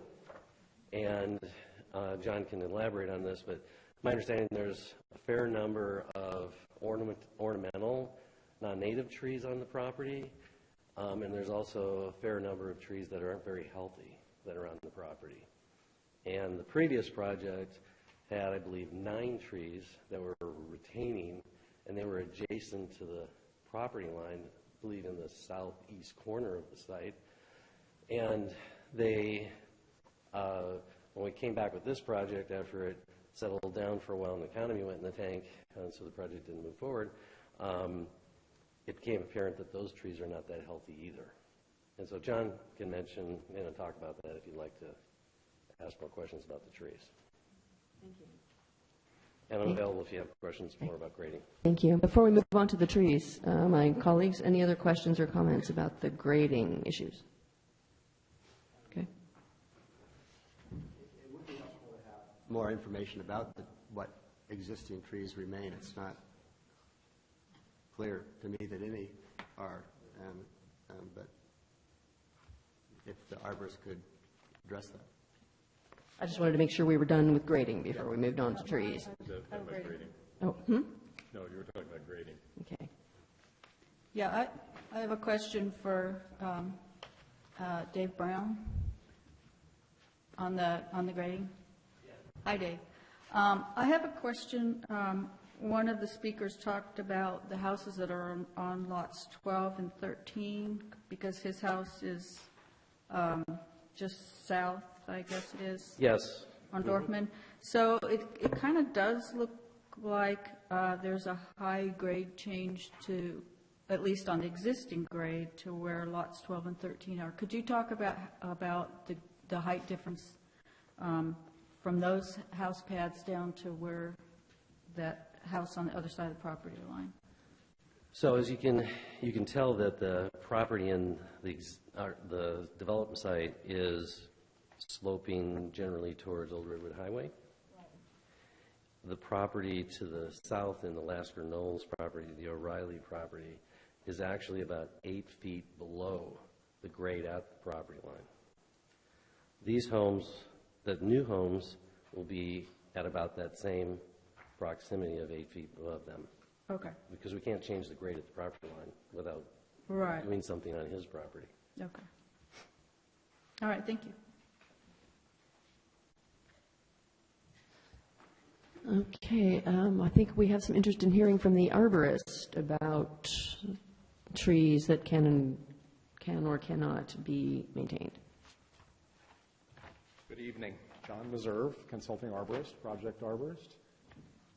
Bring them on. I'll tell you what I know. I'll do the best I can. So specifically, what are your questions? Specifically, there was comments from the neighbors about oak trees and if they could remain. I don't see any information about that, this plan, so if you could fill us in about that. Okay, I'll do my best. There are trees left on the site. You mentioned you didn't know what was there. The ukes have been taken out. The Monterey cypress have been taken out. Most of the rest of the trees are centered around the stone house, the original residence, and the pool. And they are pretty much a mishmash of ornamentals, most not in very good condition. There are a few larger oaks. When I go through the inventory of the 326 trees that were originally counted, there are roughly 35 native oaks, and most of those are small, under 8 inches. And there are a couple of larger oaks that are not being saved, mostly due to grading and density. When you look at this project and you look at the amount of area that's covered by street, sidewalk, driveway, and building footprints, it doesn't leave much room for trees. So there are a few oaks that probably could have been saved with major changes to design, but mostly not. Okay, I guess my question is, how is that documented? Because I don't see any indication of existing trees on the plans. So. I'm not sure I can answer that. I know that we did a complete inventory in the very beginning, and I'm not sure what documentation there is right now that shows what remains. I can tell you what's been taken out by number. I don't have a document. Maybe the landscape architect does. And I would just say that we did receive Mr. Reserve's arborist report, and there is a diagram in there of all the trees, of all the existing trees with a write-up on them, on their condition and health. And at one time, we had an exhibit that showed the trees, I think, on the civil plans as well. Maybe I'm confusing projects, but Lori's pointing to sheet. So anyway, there was an exhibit at one time. I don't want to take the time to look through the plans to see if we still have it, but I can. So yes, we have seen that, and no, none of them are being retained. So I'm not sure what the question is beyond that. Oh, well, the question is, there's some description of what is to remain, and we don't have that other than a number of, and so that needs to be documented in some form. So I think at this point, there are no trees to be retained. No. That's why there's no document. Okay, well then, to there's the your answer question to that. Because what I heard was there were a number of trees that would remain, and so now what I'm hearing is no oaks will remain. No. Okay, zero, okay. That's clear then. Okay.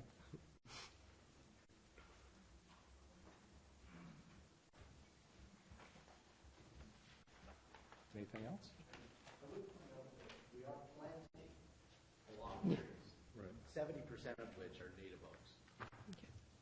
Okay. Well, and that number originally, and I know that they have been upscaled from here, but originally the requirement was 1,452 15-gallon trees.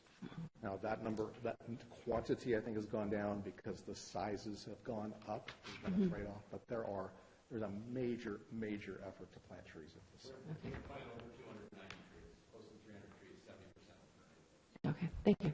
I think you said maybe 24s and 36, 24-inch boxes and 36-inch boxes. So those are substantial trees. Okay, so these are the Quercus listed in the planting palette? Yes. Okay. Yes. Thank you for the clarification. Hey, colleagues, any other questions or comments about the trees and the landscaping? I have one comment. I did see that there is the landscape, the conceptual landscape plan that has a tree mitigation chart. And I also was looking for where's the plan that says what trees are coming out, because I was here back in 2009 or whatever it was, and I remember that the trees, there was a plan with trees marked of what was coming out. And it just seems like that would have been a useful document for us to have, just to see what's existing and what's coming out. So just a thought. Just a comment, there is a tree removal exhibit, which is H7 and 8, in the back of 8. It goes to the property. Okay, well, maybe I guess I just didn't see it, so, Yeah, it's a lot of paper. yeah. Okay, I'll look at that later. Thank you. No. Madam Chair? Madam Chair? It's at your discretion. I'm wondering whether you want us to respond to some of the questions that were raised by the public, as it might, I don't know if it's better to do that now, that might inform the other committee members, or whether you... Please do. Okay. So Lori and I will tag team these. Just to reiterate what the applicant said, I don't know the date because I wasn't here and I don't recall what was in the file, but there was a permit issued for the tree removals, so there was nothing illegal done there. I just wanted to clarify that. One comment was that greater density would be a good thing. The prior project did have higher density, but the current project, in our code, we have minimum and maximum densities for all of our zone districts, and this project falls right smack in the middle of those, of that density range. I think we talked about the permitting and development standards issue with Dorfman, so I won't go into that again unless someone wants me to. I would point out that Feller will get improved, so it's widened slightly and it will get improved to a city standard with sidewalks and the whole thing, as will the section of Valparaiso, and the improvements wrap around onto Old Redwood Highway to make a connection there as well. So the project would put in connectivity in that way. In regard to second units, the once the maps are created, or excuse me, the lots are created, any of the lots would have the ability to come in and apply for a second unit permit. That's an administrative action in the city. And so long as they meet the performance criteria, folks can have a second unit. And part of those are, as I mentioned earlier, their design, their setbacks, their size, and their parking. So that could happen on anyone's lot. One idea that same speaker brought up, which is perhaps something that we could talk about, is the idea of the buffer and the long-term maintenance of the buffers. And we could maybe talk to the applicant about putting an HOA easement across the backs of those lots that require the buffers to be maintained. That's maybe something that the committee would want to explore.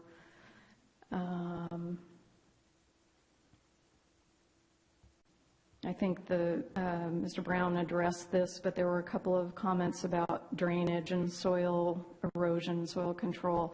The project, of course, would have to not impact properties around it through either long-term or short-term runoff. And of course, stability of retaining walls and all that would be something that was looked at through the engineering drawings and construction process. Let's see. One of the speakers mentioned, and I thought it was worth talking about as part of the discussion about the completion or extension of Dorfman. I think part of the neighbor concerns are not just that traffic would be coming from the adjacent neighborhoods, but that traffic would bypass the Valparaiso Old Redwood Highway intersection and cut through the neighborhood.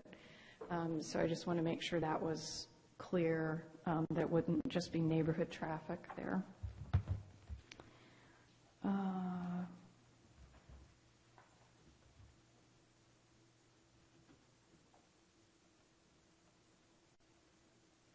think we talked a lot about grading. I believe, and maybe Mr. Brown can clarify this, but there was a brief comment about being able to balance the site, and we would want to clarify that in order to balance the site, the height of the houses would require a variance. So I'm not clear from them right now if that's possible without needing the variance on height. And one of the last comments was about water availability. This is what's considered an infill development in the city, so it's been planned for in our water planning as well as our general plan. So all of our capital improvement plans anticipate development on the site, and there is sufficient water available for that. And I think that was it, unless Lori, you had anything else, or unless one of the committee members remembered something that I didn't get.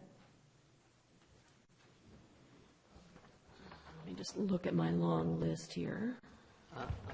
One thing was, one gentleman mentioned the density of the number of homes that on abutting Lund, I think, that previously there were 3, an agreement for 3, and now there's more. Yes, I have no comment on that. I think. Yeah, the map was, as Lori showed it in the graphic at the beginning of her presentation, and then there was a condition of approval added to that to eliminate 2 of the lots so that there was a maximum of 3 along that property line. And in this example, we're at 5 again with the decrease in the grade and the expanded buffer. Okay. Any other questions from the committee? Okay, so what do we want to do?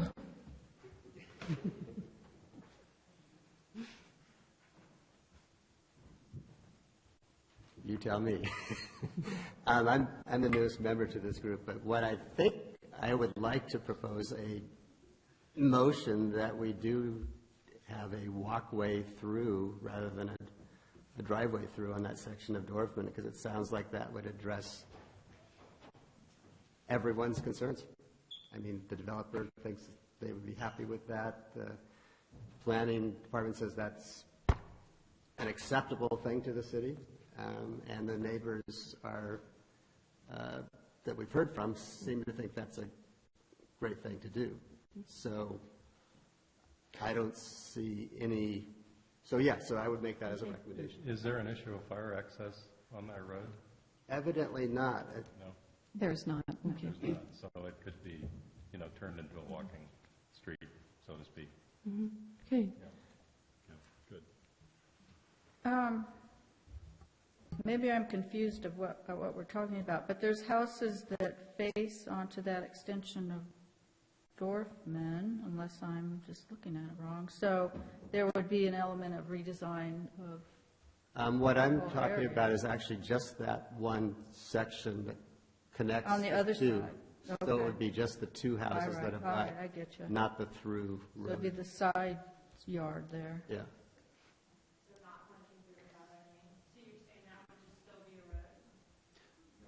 That's my understanding of what would keep traffic from coming through. Well, there'd be on Honor Place then, the traffic on Honor Place. So I have a question about when Dorfman Drive was originally built, there where it stops at this project. I'm assuming it was always planned to eventually punch through, right? It was, yes. Okay, thank you. I want to just do a little jurisdiction check here, because we've been talking a lot about the streets, and I hear that the neighbors really, really care about how the streets go. We are the design review committee, and we're looking at whether the architecture and the landscaping and all of that design. So I'm starting to wonder if we're getting beyond our actual purview, because we want so badly to give you all what you want. But it's kind of getting on the edge of this body's jurisdiction? No? Vicki's shaking her head, so answer me. Circulation as part of the project design is the purview. So if you made a recommendation, it would be based upon what makes a good neighborhood design. Okay. So I've heard one advocate for not punching Dorfman through, and I'm hearing concerns that then just moves the problem to Honor Place. So, And just a clarification, my recommendation actually is just for that stretch between Jagle South. Yeah. It's what lot number, 13 and 14? so just closing off that intersection there, so it's on both sides but doesn't go through. That it's a pedestrian Okay. passageway.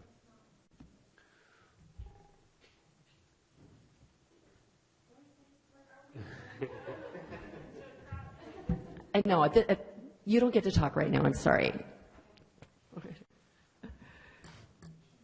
Okay, so again, I just want to make sure I'm clear that what you're proposing,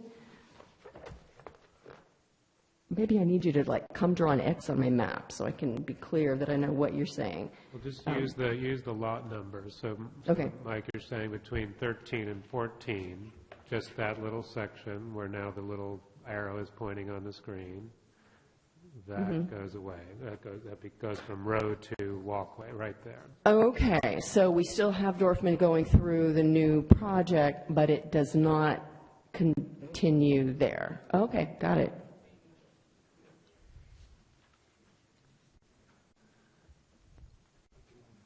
So there's still a way for people to get into their houses, but their other neighborhood is not driving through.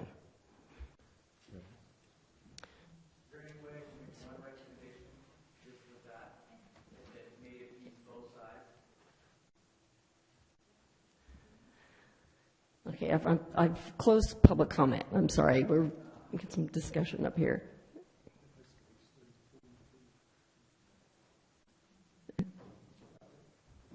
personally, I think I've looked at this site, but I didn't look at it out there with this consideration in mind, and I would like to be able to go out there and take another look. Not that I want to drag this out any farther, but I just feel like I need to walk around on that side of the neighborhood a little bit and see how it looks in person. But then, you know, there's that other consideration about talk about cars coming up Dorfman and then headlights shining on to the other side of Thaler, and that problem wouldn't go away. It would be mitigated because there wouldn't be that many cars. But I don't know. I feel like I'm not ready to make a judgment on this part. We don't have to tonight. I mean, we could, but we don't have to come to our conclusions tonight. And I'm hearing you're not ready to advise on that issue. Other thoughts, gentlemen? Can I just clarify to the applicant that that is the option you were referring to? It's just that little section? No. So is it, can we hear that alternate? Yeah, so maybe what we could do is take a brief break and we can provide this exhibit on the board, the illumination board. And one thing we can also do is look and see if we can get internet access in here and pull up Google Maps to look at the bigger view of the neighborhood. So actually, we've been at this for 2 hours. Maybe taking a 10-minute break is not a bad idea. 5? However long it takes her to do it. Well, you know, people might have like biological needs as well. So 10 minutes, how's that? 10 minutes. I actually have a picture on my phone of Dorfman Drive. If she wants to see it.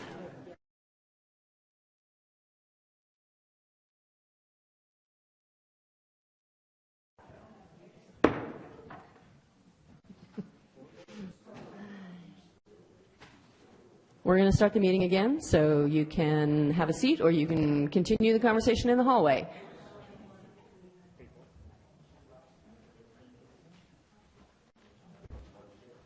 All right, so I believe, excuse me, we're going to start the meeting again. And I believe staff has gotten some other exhibits for us to answer some of the questions we've been talking about. So, Vicki?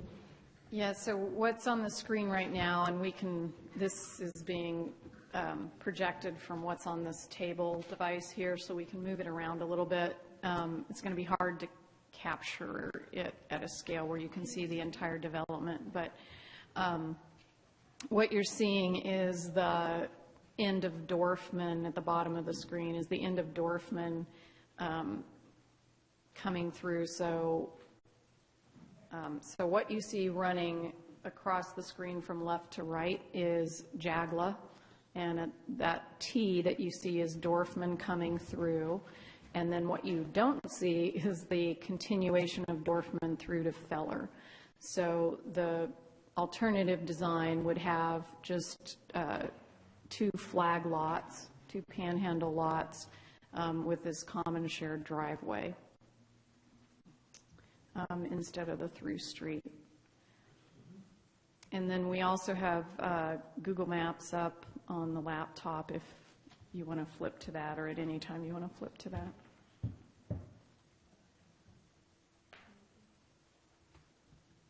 Okay, let's see what you've got on Google Maps.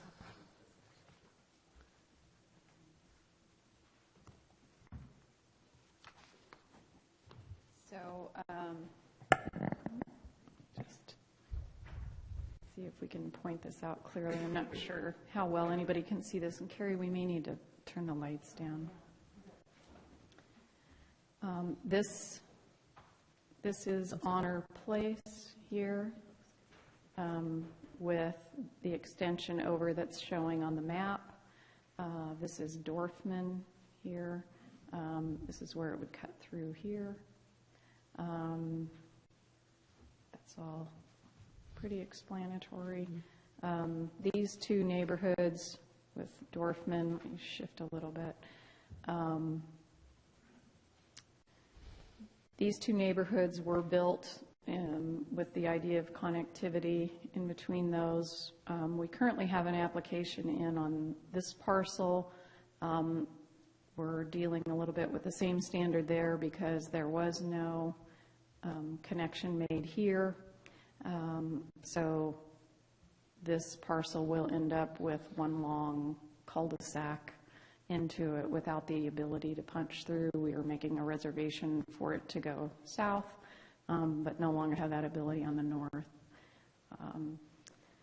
The one other thing I'll say that is a little easier to see in this context is that the neighborhoods around Dorfman and Honor Place, as well as Feller, have different zoning than Lund Hill Lane. Lund Hill Lane has larger lot zoning on it. It's half-acre lot zoning, so it's different than Feller, it's different than Dorfman Honor Place, and it's different than what is on the subject parcel. It takes its zoning from more the Cypress side, where those are larger lots.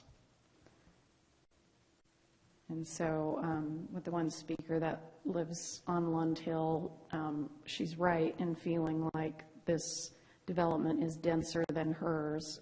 I would just say that it was done with zoning and not necessarily an artifact of the map that's in front of you tonight. So if we have any other questions about the context, we'll try and answer those.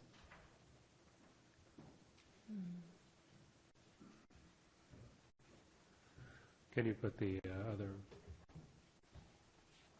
proposal up?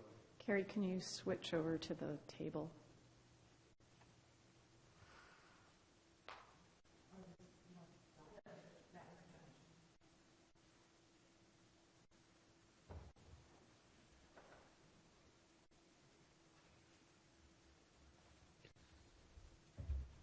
So this version has Dorfman connect to Jagle, but does not go through to Feller.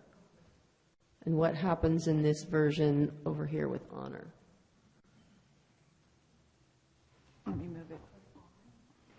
Yeah, so slide it to the left if you can.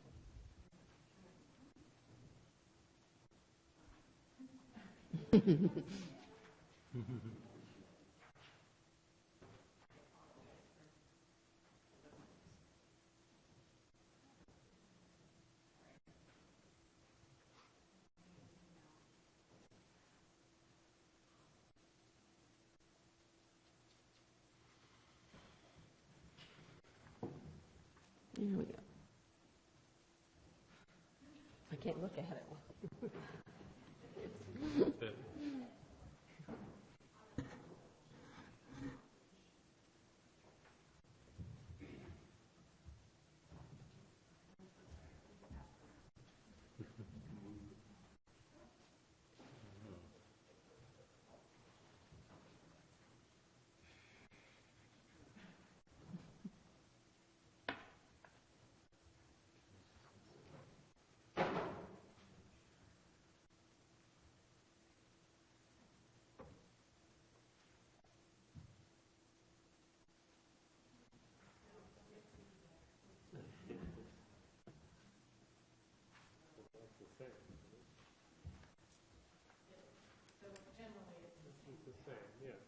Okay. So wouldn't this proposal that we're looking at sort of satisfy the complaints we've heard? And it is a proposal that's on the table. So why don't, I would recommend we, unless the committee feels otherwise, that we recommend approval of that for this issue. We certainly have other things to talk about we haven't gotten to on the project, but it feels to me it's time to move on to those things unless there's other comments. Well, all it would do is keep cars from going across to Pfaler Lane. But if there's an issue about people using this as a route to avoid Old Redwood Highway, that wouldn't change. Because they could still go through Dorfman to Jagle. So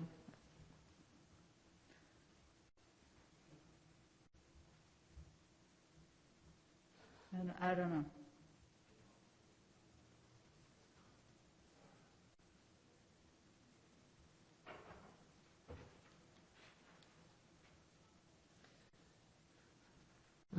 I'm not hearing definitive consensus up here in the front.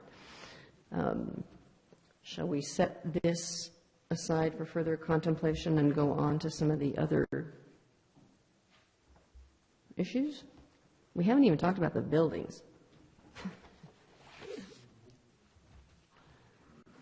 So, Well, before we get to the houses themselves, to me, the issue of the park and the stone building is a big one. I think it's really, it's sort of an unfortunate vestige of history, and to make this the public space and have this sort of old building that nobody can access, but the community has to pay for, and could be still a nuisance because it's not a fence, obviously, that will keep kids out or anybody out.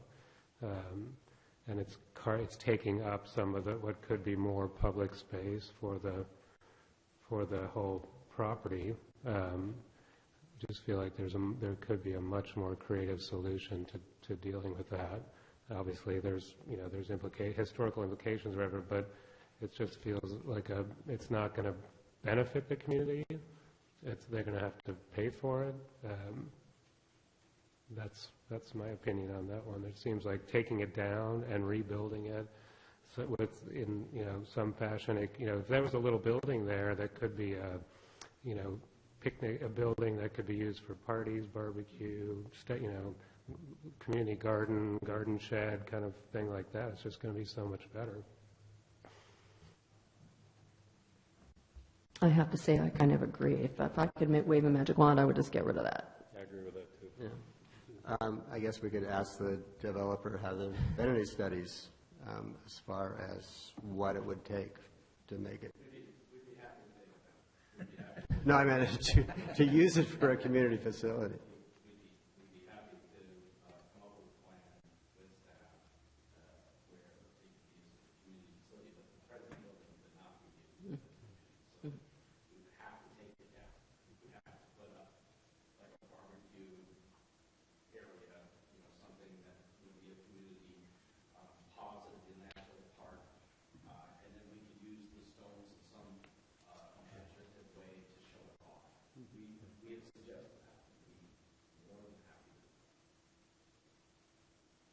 And I would just interject that SEEK was pretty clear that the first priority is to retain historic structures.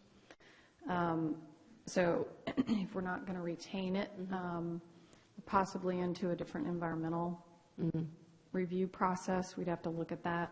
But I mean, staff generally agrees that this is not the highest and best use, but then there are implications for the applicant of removing it and how they mitigate for that.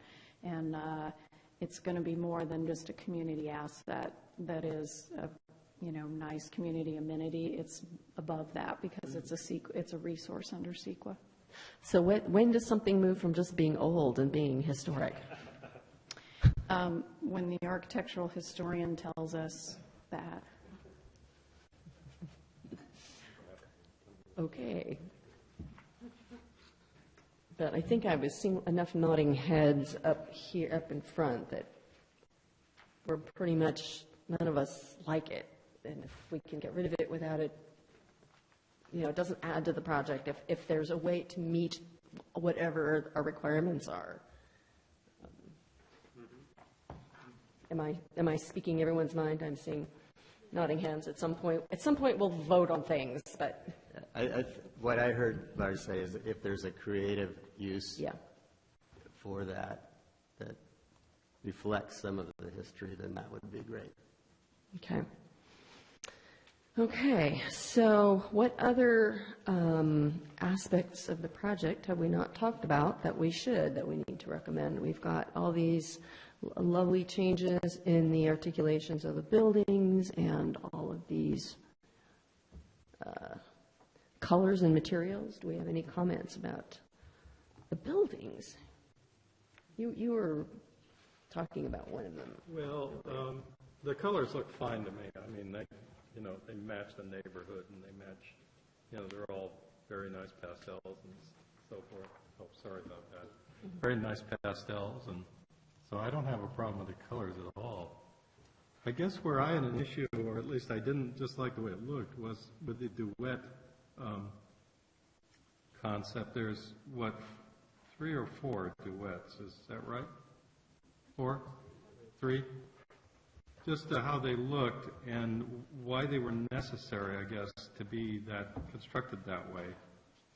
It looks like they're just joined by 2 garages and have one common wall. That's true. I'm, Can we I don't know. put the PowerPoint back up?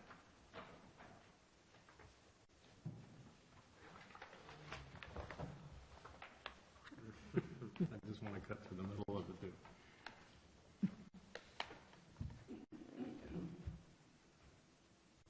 That's the one. Yeah, I guess I don't get it. Get it, as in why are they two Well, stuck together as opposed to two me, that separate looks houses? like it should be just cut down the middle and separated, and that's it, it's done. But maybe there's something I'm missing here. So are you asking for input from the? Yeah, from the Architect? developer or architect? Oh.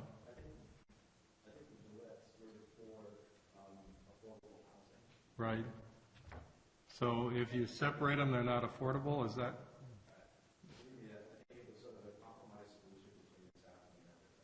Okay.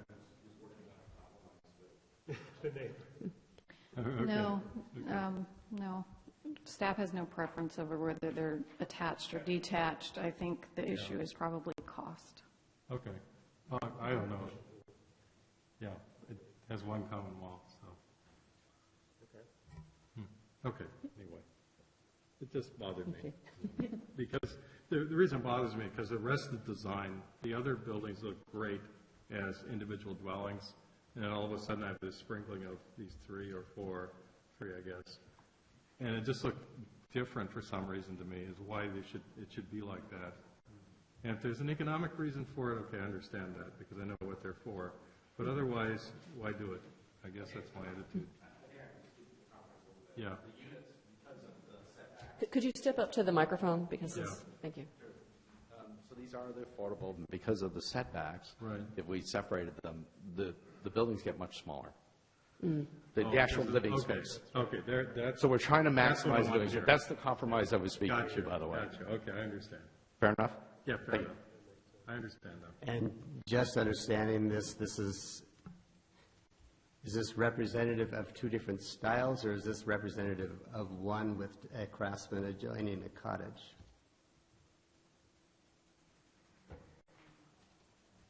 Well, I think it's basically the same style, same sort of floor plan, with, in essence, a different skin on it. Fair enough? So those would be built, I mean, that is one facade. One says 2, one says 2R. Does that mean just right one of the? Right, yes. Okay. So that looks like it's 2 separate houses, even though they are attached. Okay. I can live with them. Okay, any other comments? Yeah, go ahead. Yeah, I had a similar reaction to them. They look like they're sort of not meant to be joined to me. It's kind of bothers me. And I have some issues with the elevations versus the plan, because if you look at the elevation, it looks like there's a break, a shift between one and the other, but if you look at the floor plan, they're not. The facade along the garage doors is continuous. So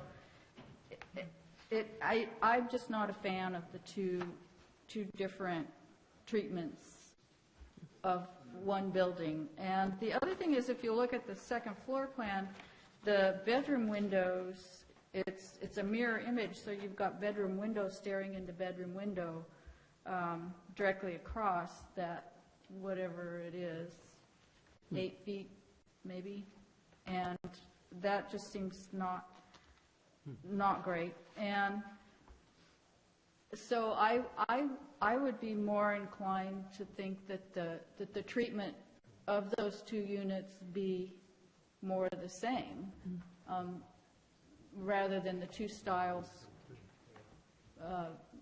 joined together. I would agree, and I think the architect is nodding yes as well.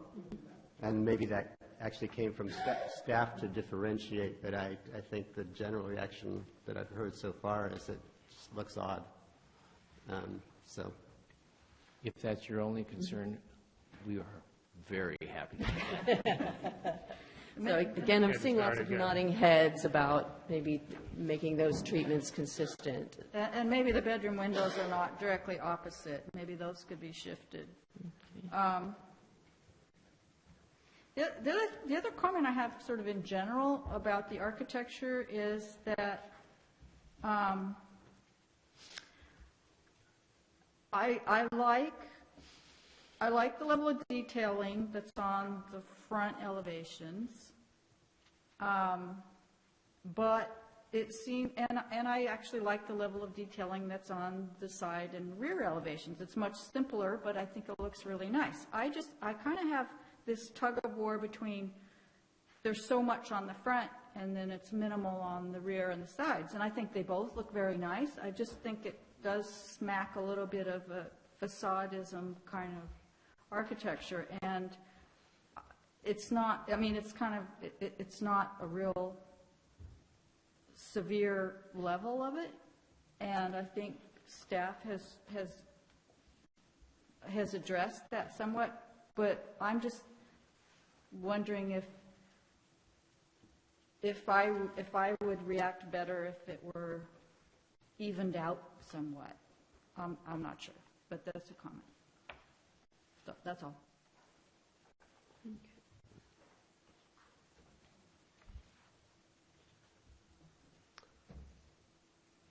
And was that on any one particular unit, or is that just an overall comment? That was sort of in general. You know, like if you look at any one of them, from the back and the rear, it's fairly simple, fairly straightforward. It looks very nice. You look at the front, and it also looks very nice, but it's just got more stuff. And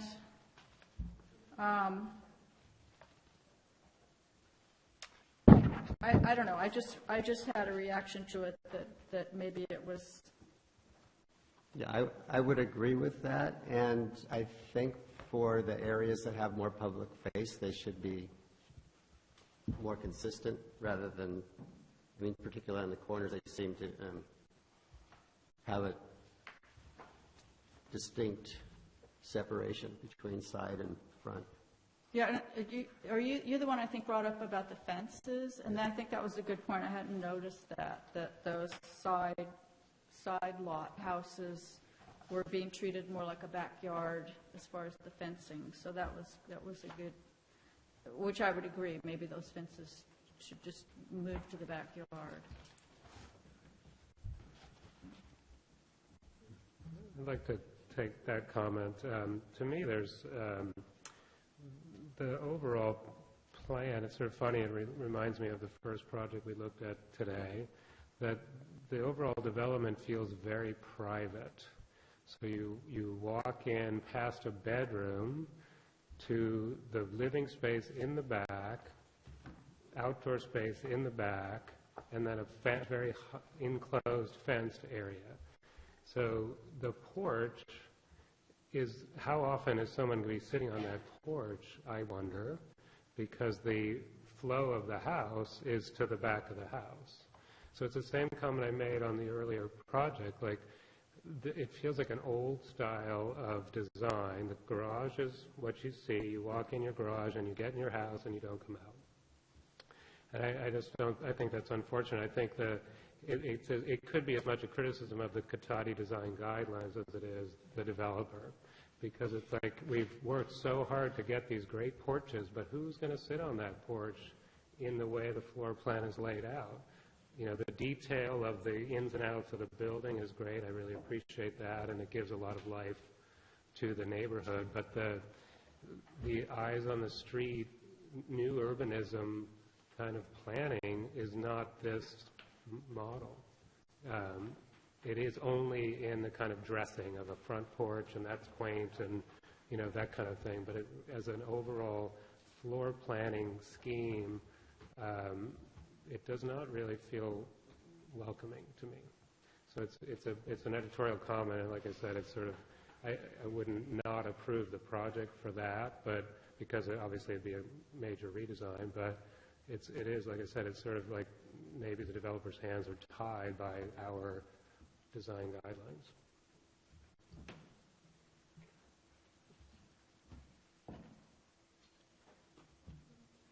Any other comments before we start trying to figure out, are we going to attempt to approve this tonight, or I've had at least one member advocate for more time to be able to go sort of look at the traffic flow. I think I could probably go for a decision tonight. I think seeing the maps and the aerials kind of helped with that a little bit, and seeing what that alternate scheme is that. Now I'm forgetting the street names. That doesn't really do, with Dorfman, doesn't really do what we were thinking before that it did, so.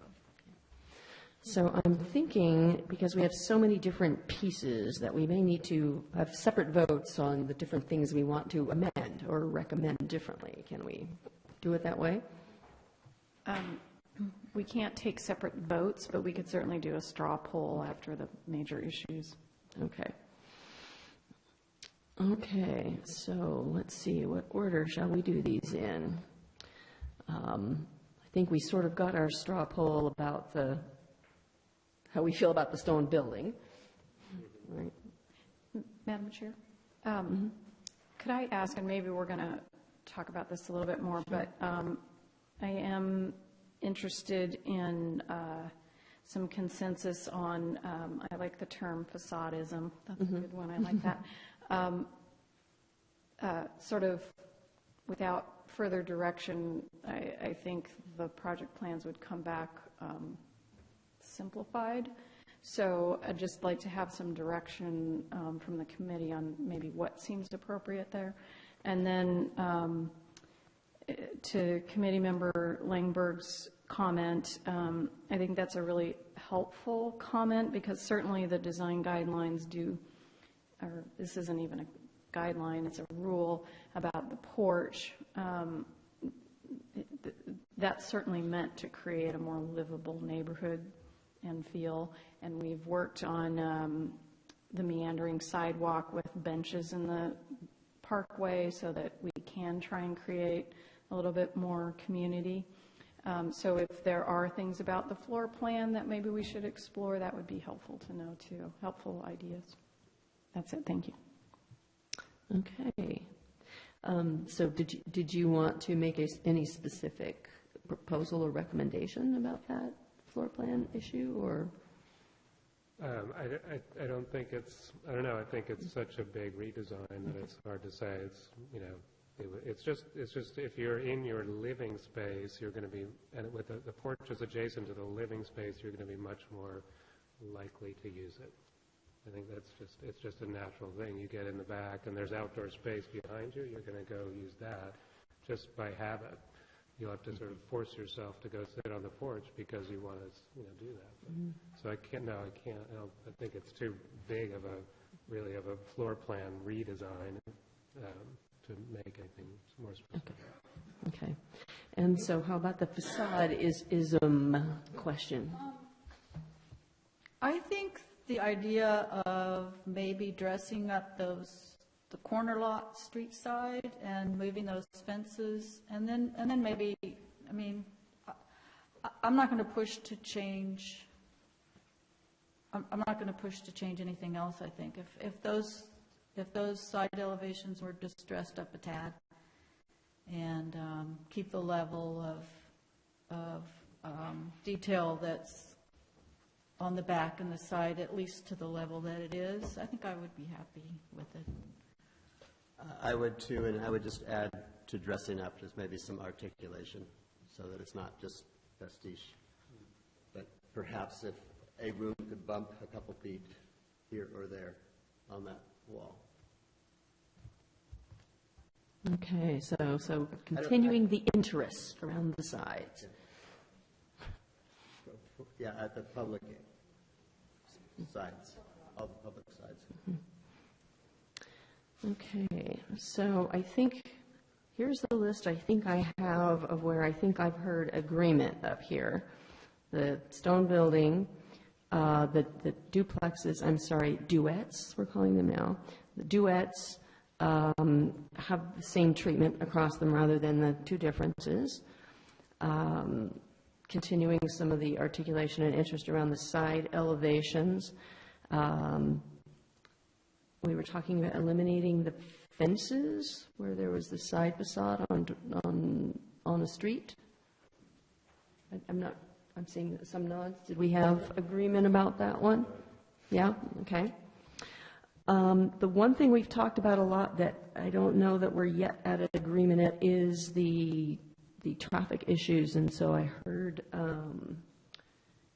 a suggestion that we recommend for the alternate plan that did not punch through Dorfman.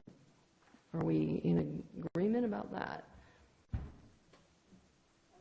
I would vote nay. Personally, I would keep it the way it is here. Do we keep it the way it is in our current plan? I would, that's what I would vote for. Mm-hmm. Okay, what do the rest of you think?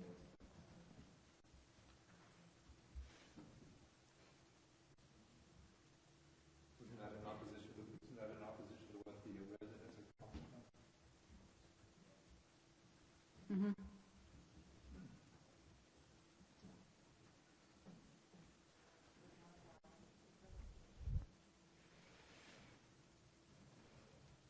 Boy, y'all are quiet.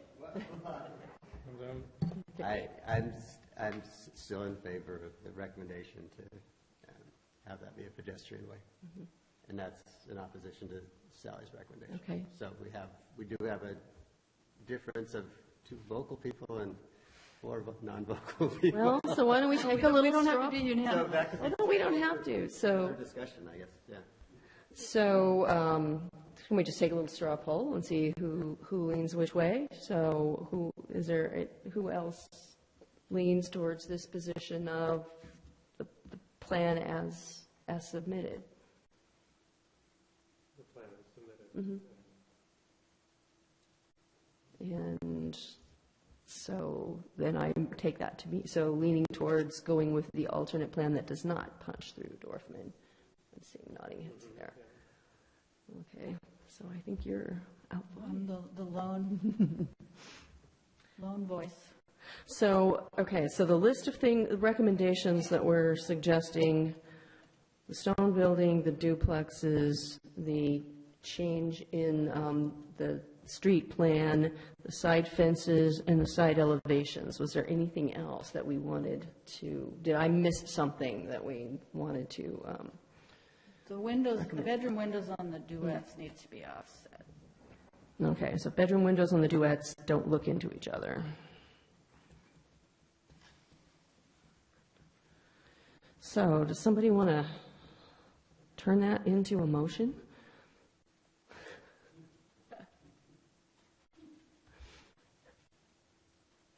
Come on, you can do it. Sure, I'll try. So I think we are voting to approve preliminary design review with the recommendations and comments that we just went through. Okay. Okay, we got a second. Any other discussion before we take a vote? Okay, will you call the roll? Vice Chair Weaver. Aye. Committee Member Connell. Aye. Committee Member Glendenning. Aye. Committee Member Lambert. Aye. Committee Member Langberg. Aye. Committee Member West. Aye. Okay. Done with that issue, and thank you, everyone, for coming and participating and sharing your thoughts and staying for how long we took to go through this whole conversation.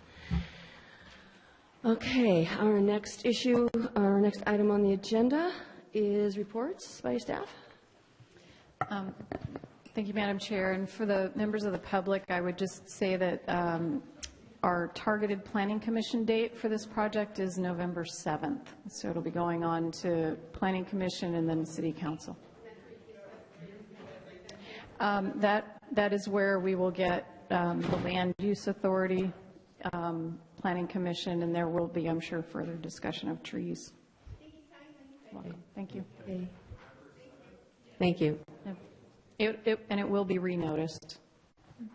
So, thank you. Thank you. Okay. Thank you all for that. Good discussion and thorough discussion and review. We appreciate that. I really just had one issue for us tonight, and that has to do with our packet delivery and what we're all thinking about that. I know that, so we have kind of two major issues in my mind. One is that now that we have a better electronic system, theoretically, the plans are more easily viewed online. The one problem with that is that depending on how the PDFs are created, they're not always scalable. And I think you had that problem viewable at an appropriate scale, I should say. So I know you had that problem with one of the projects tonight.